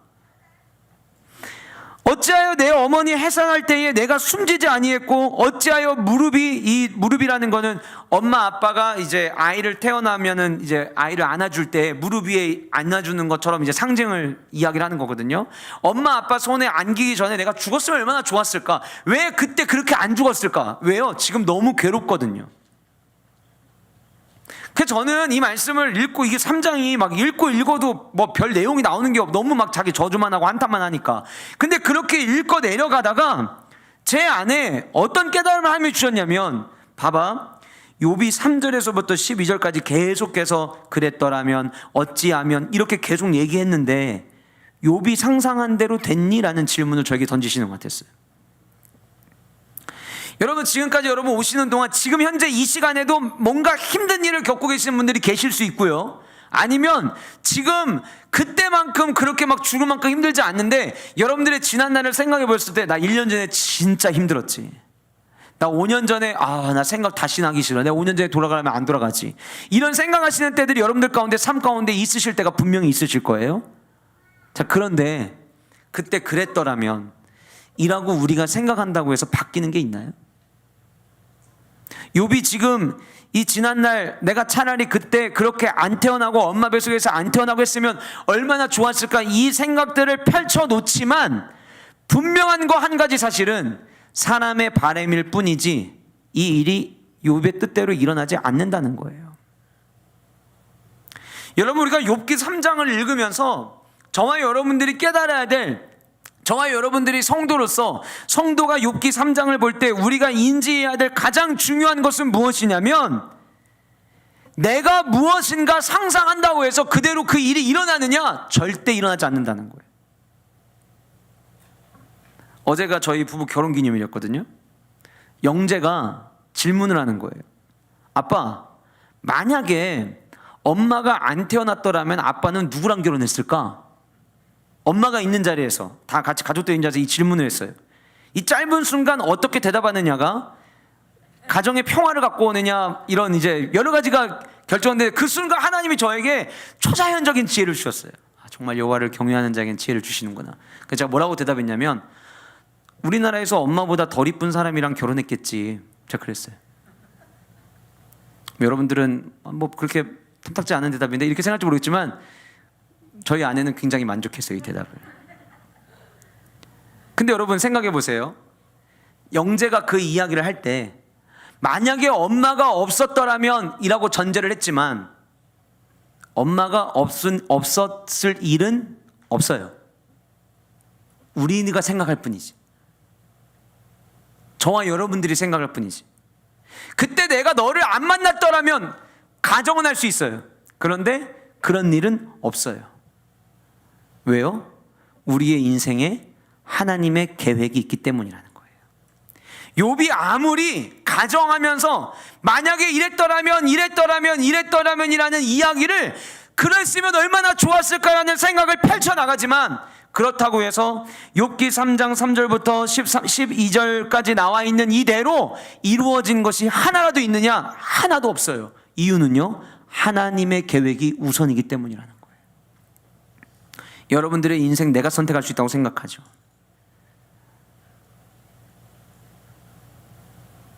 내 인생 내가 설계한다고 생각하시죠. 그러나 그렇지 않습니다. 우리의 인생, 우리의 가정의 문제, 자녀들의 문제 모두가 다 하나님의 계획 안에 있습니다. 이것을 우리는 잊지 말아야 돼요. 우리가 응원하는 만약에 대한민국 팀이 있다고 가정을 해보고 중요한 경기를 하는데 전반전 3대 0으로 졌어요. 한 골 들어갈 때마다 가슴이 너무 아팠어요. 한 골 들어갈 때마다 막 이 쇼파를 치면서 또 먹혔네. 두 번째 골 먹히니까 또 아니 이걸 먹히면 어떡해? 세 번째 골이 먹혔어요. 야 진짜 해도 너무한다. 전반전이 끝났어요. 후반전을 시작합니다. 후반전 시작하고 10분이 지나고 20분이 지나고 30분이 지나더니 갑자기 한 골이 들어가요. 이제 와서 한 골 넣으면 뭐하니 생각하고 이제 두 골이 들어가요. 그리고 나서 야 이거 이러다가는 잘하면은 무승부 갈 수 있겠는데? 근데 세 번째 골이 들어가요. 막 환호를 하고 막 난리가 났어요. 그리고 끝나기 인저리 타임에 추가골을 넣으면서 한국이 만약에 역전했다고 가정을 해봅시다. 전반전 끝날 때만 하더라도 이거 어떻게 하면 좋냐고, 이러고도 어떻게 국가대표라고 할 수 있냐고 이야기하면서 경기를 봤던 사람이라 할지라도 마지막 4대 3으로 끝나는 걸 보면은 박수치고 잘 싸웠다고 역시 태극전사라고 지켜 세울 거예요. 두 번째 이야기를 해볼게요. 대한민국 축구하는 거 봤어? 아니 왜? 전반전 3대 0으로 지다가 후반전에 4대 3으로 역전했다. 그래? 나 재방송 봐야겠다. 재방송을 봐요. 그 재방송 보는 분은 상대방이 한 골 넣고 두 골 넣고 세 골 넣을 때 막 안타까워 할까요? 여기서 골 먹으면 어떡해, 이러다 지는 거 아니야? 이런 생각 할까요? 아무도 안 합니다. 저렇게 먹혔어? 두 번째 골 들어가는 거 보면서 두 번째 골 저렇게 먹혔어? 세 번째 골 끝나고 중간에 쉬는 시간 광고 나올 때 화장실 갔다 오면서 이제 어떻게 이기지? 이러고 와요. 이유는 왜 그런 거예요? 결과를 알기 때문이에요. 여러분, 우리는 욥의 이야기를 들을 때 꽤 편하게 사실 이 이야기를 들어요. 왜요? 이미 42장에서 욥이 어떤 결과를 가져왔는지 알기 때문이에요. 그래서 욥의 이야기를 볼 때 얼마나 괴로웠을까, 얼마나 힘들었을까 알지만 그렇게 막 가슴 조바심 느끼면서 어떻게 하면 좋냐고, 여러분 욥기 1장 읽으시면서 막 눈물 흘리신 분들 계세요? 욥기 1장에서 나귀가 막 다 잡아가고 종들이 다 죽었다는 막 이야기 읽을 때 막 눈시울이 붉어지고, 두 번째 종들 잡혀갔다는 이야기에 눈물 한 방울 떨어지고, 세 번째 이야기 들을 때 막 대성통곡하기 시작하다가 자녀들 다 죽었다는 이야기에 막 휴지 뽑아가면서 눈물 닦으면서 욥기 읽으신 분 계세요? 아무도 안 계실걸요? 왜요? 결과를 알기 때문이에요. 자, 그러면 우리의 인생은 어떤가요? 성도의 인생은 어떤가요? 하나님을 잘 믿는 백성의 삶의 모습은 어떤가요? 성경은 저와 여러분들의 삶의 마지막은 요한계시록의 말씀을 통해서 승리의 삶이라는 것을 이미 말씀해 주셨어요. 한옥 목사님이 이런 책을 썼어요. 결과를 알면 답이 보인다. 결과를 알면 맞을 거예요. 결과를 알면요, 어떻게 내가 살아가야 되는지가 뻔히 보여요. 굳이 조바심 가질 필요 없어요. 왜 그런 걸까요? 나를 향한 하나님의 계획이 지금 내 상황 가운데서 일어나는 그 모든 일보다 우선이기 때문이라는 거예요. 사랑하는 여러분, 내 뜻대로 되지 않았다고 힘들어하실 필요 없어요. 지금은 그러실 수 있겠죠. 지금은 가정 안에서 일어나는 일들을 보면서 발을 동동 구르시고 이거 어떻게 하면 좋냐고 조바심을 가질 수 있겠죠. 그러나 우리가 신뢰해야 될 분은 우리를 향해 선한 계획을 가지고 계신 하나님 아버지십니다. 그 하나님 아버지는 저와 여러분들을 향한 선한 계획을 가지고 계세요. 제가 가끔 우리 하이파이 친구들 가운데 힘든 일을 만나게 되는 친구들에게 꼭 그런 얘기를 합니다. 너 힘들어하지 마. 어떻게 보면 되게 잔인하게 들리는 이야기예요. 지금 힘들어 죽겠는데 힘들어하지 말라는 이야기가 어떻게 보면 잔인하게 들릴 거예요. 물론 초반 이렇게 딱 얘기 듣자마자 힘들어하지 마 이렇게 얘기하지는 않아요. 얼마나 힘들겠어요. 근데 이야기를 다 듣고 위로하고 난 다음에는 꼭 이야기합니다. 이제부터는 힘들어하지 마. 왜요? 너를 향한 하나님의 계획은 선하시기 때문에. 그래서 우리는 힘들어할 필요가 없어요. 사랑하는 여러분, 욥이 제안한 것만, 욥이 가정한 것만, 이랬으면 얼마나 좋았을까라고 생각한 것만 해도 한두 가지가 아니었어요. 근데 그게 다 안 됐어요. 그게 욥에게 최악의 결과를 갖다 줬나요? 그게 아니라는 거예요. 그래서 우리는 욥기 3장을 단순히 생일 저주의 이야기로 볼 것이 아니라 하나님의 계획을 어느 누구도 무너뜨릴 수 없다. 아까 제가 리워야단 이야기했죠. 창조자 되시는 하나님의 대적으로 하나님이 조성하신 하나님의 질서를 파괴하는 자로 등장하는 게 리워야단이에요. 자, 이 본문 안에 욥이 리워야단 이야기를 꺼냈다면 무슨 얘기냐면 하나님께 직접적으로 대항한 그 초자연적 힘을 가지고 있는 리워야단도 하나님의 계획 안에서는 힘을 못 쓴다는 이야기를 하려고 하는 거예요. 아무리 세 보여도. 우리 이미 1장과 2장을 통해서 사탄에 대해서 다뤘죠. 사탄? 누구의 사탄이라고 했죠? 하나님의 사탄이라고 했어요. 듣기 거북하지만 하나님의 사탄이에요. 왜요? 사탄도 하나님의 지배 아래 있기 때문이에요. 그래서 성도는 하나님의 계획이 우리의 삶에 우선된다는 이 사실을 우리는 기억해야 되는 거예요. 세 번째로, 꿈꾸는 세상을 함께 만들어가야 된다는 거예요.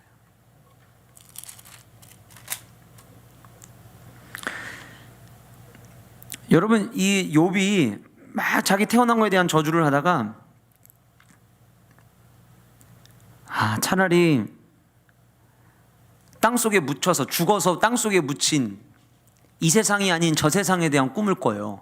그 내용이 17절에 나옵니다. 16절부터 보실까요? 또는 낙태되어 땅에 묻힌 아이처럼 나는 존재하지 않았겠고 빛을 보지 못한 아이들 같았을 것이라.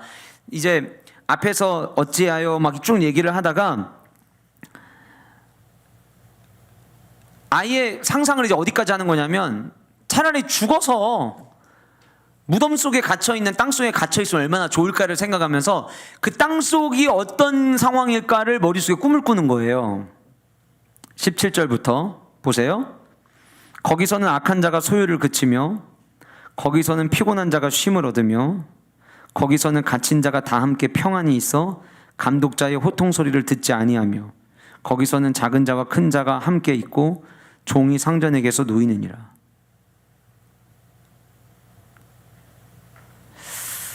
잘 보세요, 여러분. 지금 욥이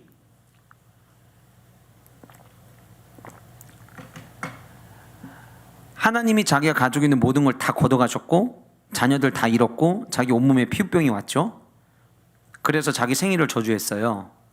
자, 욥에게 지금 문제는 자기가 가지고 있는 것이 다 잃어버려졌다는 거예요.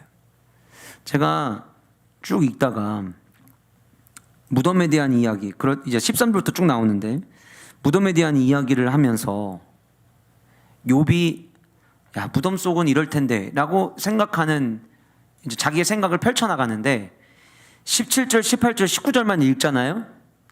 그러면 욥이 지금 어떤 문제로 고통받고 있는 사람처럼 느껴지냐면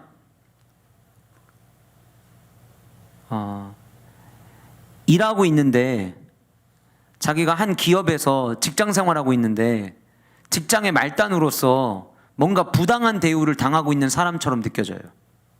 잘 보세요. 17절부터 18절, 19절 잘 보세요. 눈으로 한번 보세요. 뭔가 부당한 상황에 지금 놓여져서 괴로움 가운데 있는 사람처럼 느껴져요. 그러니까 가지고 있는 것을 다 잃은 사람처럼 느껴지는 게 아니라 뭔가 상하 조직 구조 속에서 뭔가 힘들어하고 있는 사람처럼 느껴져요. 그래서 제가 이 말씀을 읽다가 왜 욥이 느닷없이 그냥 예를 들면 이렇게 얘기했으면 상황이 달라져요. 그 무덤 속은 아무 생각 안 해도 되는데 그 무덤 속은 이렇게 피부가 아픈 고통도 없겠지? 만약에 무덤 속에 묻혀 있다면 자식들 보고 싶은 생각 안 들겠지? 만약 무덤 속에 있다면 예전에 내 종들 얼굴 생각 안 나겠지? 이렇게 얘기를 하질 않았어요. 17절, 18절, 19절에서 이야기하는 내용은 마치 뭔가 세상 속에서 부당한 대우를 받고 있는 그 괴로움 가운데 노출된 사람처럼 보여져요.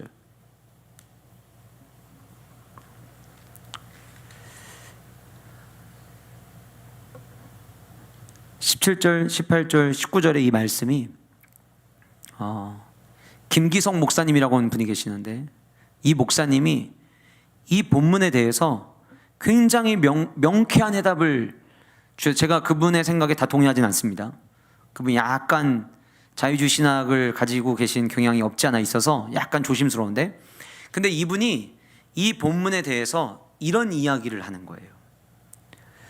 죽으면 이런 세상일 거야 라고 꿈꿀 정도라면 숨쉬며 살아가는 이 땅 가운데 이런 세상을 만들기 위해서 힘써야 되지 않겠느냐는 거예요. 성도라면. 그러면 말씀을 볼까요?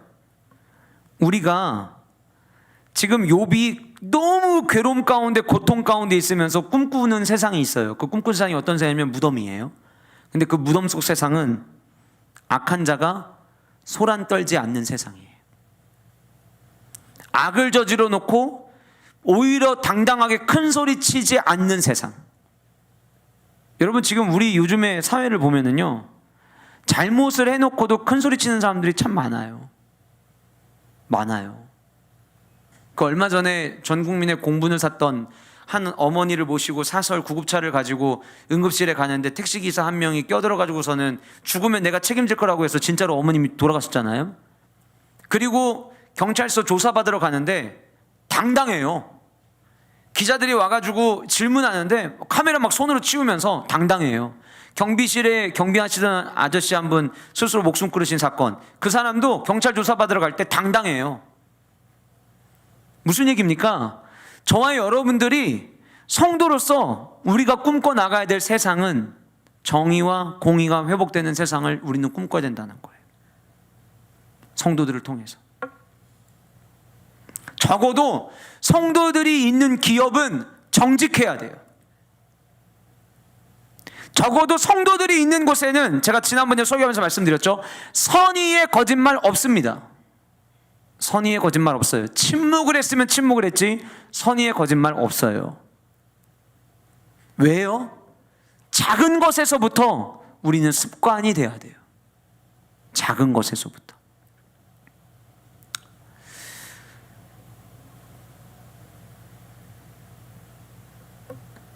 본문 속에 등장하는 이 말씀을 보면서, 하나님, 내가 있는 그 현장에, 내 직장에, 내 사업의 현장에 이 정의와 공의가 주여 세워지게 하여 주옵소서. 이것이 저와 여러분들의 기도의 제목이 되어야 돼요. 두 번째는 피곤한 자들이 쉼을 얻을 수 있는 세상이 되어야 돼요. 17절 말씀에 보시면 피곤한 자가 쉼을 얻으며, 요즘 택배를 나르시는 분들이 너무 과도한 업무 때문에 세상을 떠나는, 어제도 한 분이 휴게실에서 쉬고 있는 줄 알았는데 세상 떠나 있고, 이래서 요즘 이게 이슈가 되고 있어요. 더불어민주당의 김두관 의원이 아예 우리나라 토요일 배송 없애자 얘기했어요. 그걸 가지고 정치적으로 뭐 옳다 그르다를 이야기하는 분들도 계시지만, 저는 한편으로는 좋은 제안이라고 생각해요. 우리가 조금 하루 늦게 받더라도 그분들이 일하는 것 때문에 쉬지 못해서 과로로 쓰러지는 그 가족이 우리 가족이라면 여러분 얼마나 가슴 아프겠어요. 저는 이유를 떠나서, 당의 정책들을 다 떠나서 그런 법안들은 저는 좀 필요하다고 생각해요. 약자들을 위한 법안들, 쉼을 주는 법안들이죠. 하나님이 우리를 지으실 때, 제가 이번 주 주일날도 말씀 전하겠지만, 하나님께서 우리를 지으실 때에는요, 우리가 6일 동안 열심히 일을 하고 하루에 쉼을 갖도록 우리를 지으셨어요. 쉼이 없으면 지칩니다. 오늘 말씀에는 피곤한 자들이 쉼을 얻을 수 있어야 된다고 이야기를 해요. 그곳은 그런 곳이라고 이야기해요. 아무리 열심히, 그럼 누가 피곤하겠어요? 일을 더 많이 하는 사람들, 아랫일을 많이 하는 사람들이 더 피곤하겠죠. 그런데 그들에게도 쉼을 줄 수 있어야 된다. 여러분, 우리가 혹 이 가운데 계신 분들 가운데 기업을 운영하시거나 혹은 그것이 크던 작던 직원들을 데리고 일하시는 분들이 계시거든. 그들에게 쉼의 시간들을 제공해 주셔야 돼요. 가끔 이럴 때가 있어요. 사역자들에게는 월요일이 쉬는 날인데 월요일에 어떤 세미나가 있거나 혹은 어떤 사역이 있어서 월요일에 쉬지를 못하잖아요. 그럼 그 주에 확연히 피곤함이 느껴져요. 하나님이 우리를 그렇게 지으셨어요. 그래서 쉬는 시간들이 우리에게 필요합니다. 세 번째로, 감독자의 호통 소리를 듣지 않는 세상. 이거 무슨 얘기입니까? 서로가 서로를 배려하고 서로가 서로를 존중하는 거예요. 거기서 작은 자와 큰 자가 함께 이고 종이 상전에게서 놓이느니라. 이게 위아래 없이 막 살으라는 거예요? 아니에요. 차별이 없는 세상을 만들으라는 거예요. 근데 이 차별 없는 세상 얘기하면 목사님 얘기 잘하셨어요. 그러니까 우리가 차별 없는 세상 만들자고 동성애법, 차별금지법 통과시키려고 하는 거 아니에요. 그거는 모르니까 하는 얘기고요. 제가 요즘에 굉장히 감사한 게 그 유튜브 카도시인가요? 카도시 TV 맞죠? 카도시? 그 카도시 TV에서 지금 계속 차별금지법을 반대하는 뭐 해가지고서는 계속 지금 강의를 하고 있어요. 오늘 또 강의가 거의 한 2시간 나왔어요. 저도 중간에 그 신청해놔갖고 들었는데 차별금지법이 왜 잘못됐는지 일목요연하게 너무 정리를 잘해요. 근데 이분들이 활동을 하고 난 이후에 지금 청와대든 혹은 국회든 이 법안을 발의하려고 시도를 딱 하면 찬성하는 의견보다 반대하는 의견이 약 10배 정도가 더 올라오기 시작했어요. 아주 잘된 일이죠. 그래서 통과를 지금 못 시키고 있어요. 계속 하나 걸리면은 말 바꿔가지고 또 올리고 하는데, 올리면 이 유튜브 채널에서, 이 카도시 이 유튜브 채널에서 이제 이야기하는 거예요. 자, 여러분 지금 어디 가서 남겨주세요. 이러면 한국교회 성도들과 또 꼭 성도가 아니라 할지라도 이 법이 얼마나 잘못된 법인가를 아는 사람들이 이제 이야기하기 시작하는 거예요. 그래서 오늘 강의 들어보니까 오늘 강의 안에 이 우리가 카도시 강의를 시작하고 난 이후로 거의 반대 의견이 10배 많다는 이야기를 하더라고요. 그래서 너무 감사하다고, 우리가 침묵할 게 아니라 끝까지 이건 우리가 막아서야 되는 거라고 이야기하더라고요. 지난번 말씀드렸던 가족보건법, 지금 그것도 통과시키려고 되게 움직이고 있더라고요. 그것도 끝까지 막아야 돼요. 가족을 해체하려고 하는 거. 우리는 아까 제가 말씀드린 것처럼 약자들이 차별받지 않는 행복한 세상을 만드는 것은 성도들이 함께 힘써야 되는 거예요. 그러나 하나님을 믿는 백성들이 복음을 온전히 전하지 못하고 다음 세대 자녀들을 잘못된 길로 자라나게 하는 이 잘못된 법안들이 통과되는 것은 우리가 막아야겠죠. 그거는 차별금지법이 아니에요. 거꾸로 역차별이지. 여러분, 우리가 늘 이런 얘기를 합니다. 하나님, 우리를 통해 하나님 나라를 세우게 해달라고. 하나님 나라를 세우는 게 뭐예요? 가만히 있으면 하나님 나라가 세워져요? 아니에요. 목소리를 낼 때 목소리를 내고 동참해야 될 땐 동참해야 되는 거예요. 그리고 우리가 꿈꾸는 세상은 오늘 본문에 등장하는 이런 세상을 꿈꿔야 돼요. 차별이 없고 서로가 서로를 존중하고 대우해주는 세상. 우리 안에 저와 여러분들이 있는 현장에서부터 이런 아름다운 일들이 일어날 수 있기를 주님의 이름으로 축복합니다. 마지막으로 욥기 3장에서 우리에게 주는 것은 하나님이 주신 것을 잊지 말고 기억해야 된다는 거예요. 말씀을 읽다가 욥의 고백 가운데 그렇지, 그럼 그렇지 라고 무릎을 치게 됐던 구절이 어디였냐면 20절입니다. 20절 우리 같이 한번 읽어보실까요? 같이 읽겠습니다. 시작.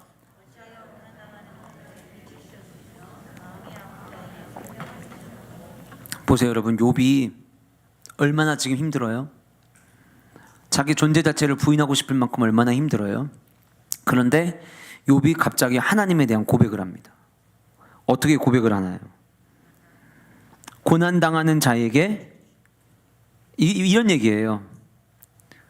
그래도 하나님은, 그래도 내가 믿는 그 하나님은 고난당한 자에게 빛을 주시는 분. 내가 지금 너무 괴롭지만 그래도 그 하나님은 마음이 아픈 자에게 생명을 주시는 분. 하나님이 내게 주신 것이 빛이요, 하나님이 내게 주신 것이 생명이라고 하는 이 사실을 우리가 기억해야 된다는 거예요. 어떤 상황에서요? 모든 걸 다 잃어버린 상황 속에서도 하나님은 저와 여러분들에게 여전히 빛을 주기를 원하시고, 하나님은 저와 여러분들에게 영원히 생명을 주기 원하신다는 사실이에요. 이것이 욥기 3장에 등장하는 우리에게 전달하는 메시지라고 저는 생각해요. 사랑하는 성도 여러분, 삶을 살아가다 보면 너무 힘들고 괴롭고 포기하고 싶고 내게 일어난 일이라는 이 사실을 부인하고 싶을 만큼 힘들 때가 우리의 삶 가운데 얼마나 많이 있겠어요. 그런데 그럴 때마다 좌절하고 절망하기보다는 나의 계획보다 신실하신 그 하나님의 계획이 우선임을 우리가 먼저 기억하고, 저와 여러분들의 삶 속에서 늘 하나님께서 내게 주시는 것, 아무리 좌절과 절망의 상황이랄지라도 하나님은 내게 빛을 주기를 원하시고 생명을 주기를 원하시는 분이라고 하는 이 사실을 저와 여러분들이 끝까지 붙잡을 수 있는 은혜가 있기를 간절히 소원합니다. 그리고 성도로 살아가면서 내가 있는 곳에 부당함이 사라지고 정의가 회복되어지는 하나님의 나라가 세워지기를 함께 꿈꿀 수 있는 은혜가 저와 여러분들 가운데 있기를 간절히 원합니다. 서로가 서로에게는 좋은 동역자가 되어주고 좋은 위로자가 되어주고 힘이 되어줄 수 있는, 서로가 서로에게 좋은 친구가 되어줘서 내가 신앙생활하면서 한 해가 지나고 또 두 번째 해가 지나고 해가 거듭되면 거듭될수록 교회 안에 여러분들의 위로자가 더 풍성해지시는 은혜가 있기를 주님으로 축복합니다. 나는 교회 다니는데 내 마음을 터놓을 사람이 아무도 없습니다. 그렇게 이야기하는 자들이 아니라 내가 힘들어도 주님 앞에 나와서 예배할 때 먼저는 하나님의 은혜를 통해 내가 힘을 얻게 되고, 함께 위로해주는 너무 많은 성도들이 있어서 그들이 내게 너무 큰 힘이 됩니다 라고 고백할 수 있는 저와 여러분 모두가 될 수 있기를 간절히 소원합니다. 좌우에 계신 분들과 또 앞뒤에 계신 분들과 우리 사랑이 담긴 눈빛으로 같이 이렇게 한번 인사해 보실까요? 내가 당신의 위로자가 되어 보겠습니다. 내가 당신의 좋은 친구가 되어 드리겠습니다. 네, 우리가 그런 아름다운 공동체가 될 수 있기를 바랍니다. 기도는 구체적이어야 합니다. 지금 여러분들이 생각할 때 여러분들의 위로자가 나는 3명 정도 있는 것 같아. 그러면 더 달라고 기도하세요. 아무도 없으신 것 같으면 하나님 저에게도 같은 교회에서 신앙생활하면서 함께 위로해 줄 수 있는 좋은 동역자를 내게 붙여달라고 기도하세요. 그래서 우리의 기도가 더 구체적이고 또 하나님이 기뻐하시는 아름다운 모습으로 세워져 갈 수 있는 은혜가 우리 가운데 있기를 간절히 소원합니다. 이 장과 주리 함께 기도하실 텐데, 제가 오늘 일부러 1시간 기도하는 시간을 늘 부족하게 드려서 최대한 시간을 맞춰보려고 설교를 좀 짧게 했는데요. 오랜만에 같이 우리 1시간 기도하고 그리고 주님 앞에 나아갔으면 좋겠어요. 오늘 주신 말씀 또 한 주간 동안 하나님께서 여러분들 마음 가운데 주셨던 마음들 가지고 우리 같이 기도하기를 원하고, 그리고 특별히 교회 공동체를 위해서 우리 교회가 현장 예배 드리면서 또 지난주에 목장별로 주일날 오후에 추수감사절을 맞이해서 함께 교제하고 난 이후에 다시금 우리 교회 모든 소그룹들이 활발하게 세워져 갈 수 있는 은혜를 허락해 달라고 기도하시면서 생각나는 기도 제목들 가지시고 함께 우리 기도하며 나아가는 시간이 되기를 원합니다. 기도하시고 난 이후에 제가 마무리 기도하고 예배 마치도록 하겠습니다. 불 꺼주시고요. 기도하실 우리 강단에 올라와서 기도하실 분들은 강단으로 올라오시고 오늘 주신 말씀 가지고 같이 우리 각자의 자리에서 기도하며 나아가도록 하겠습니다. 기도합시다.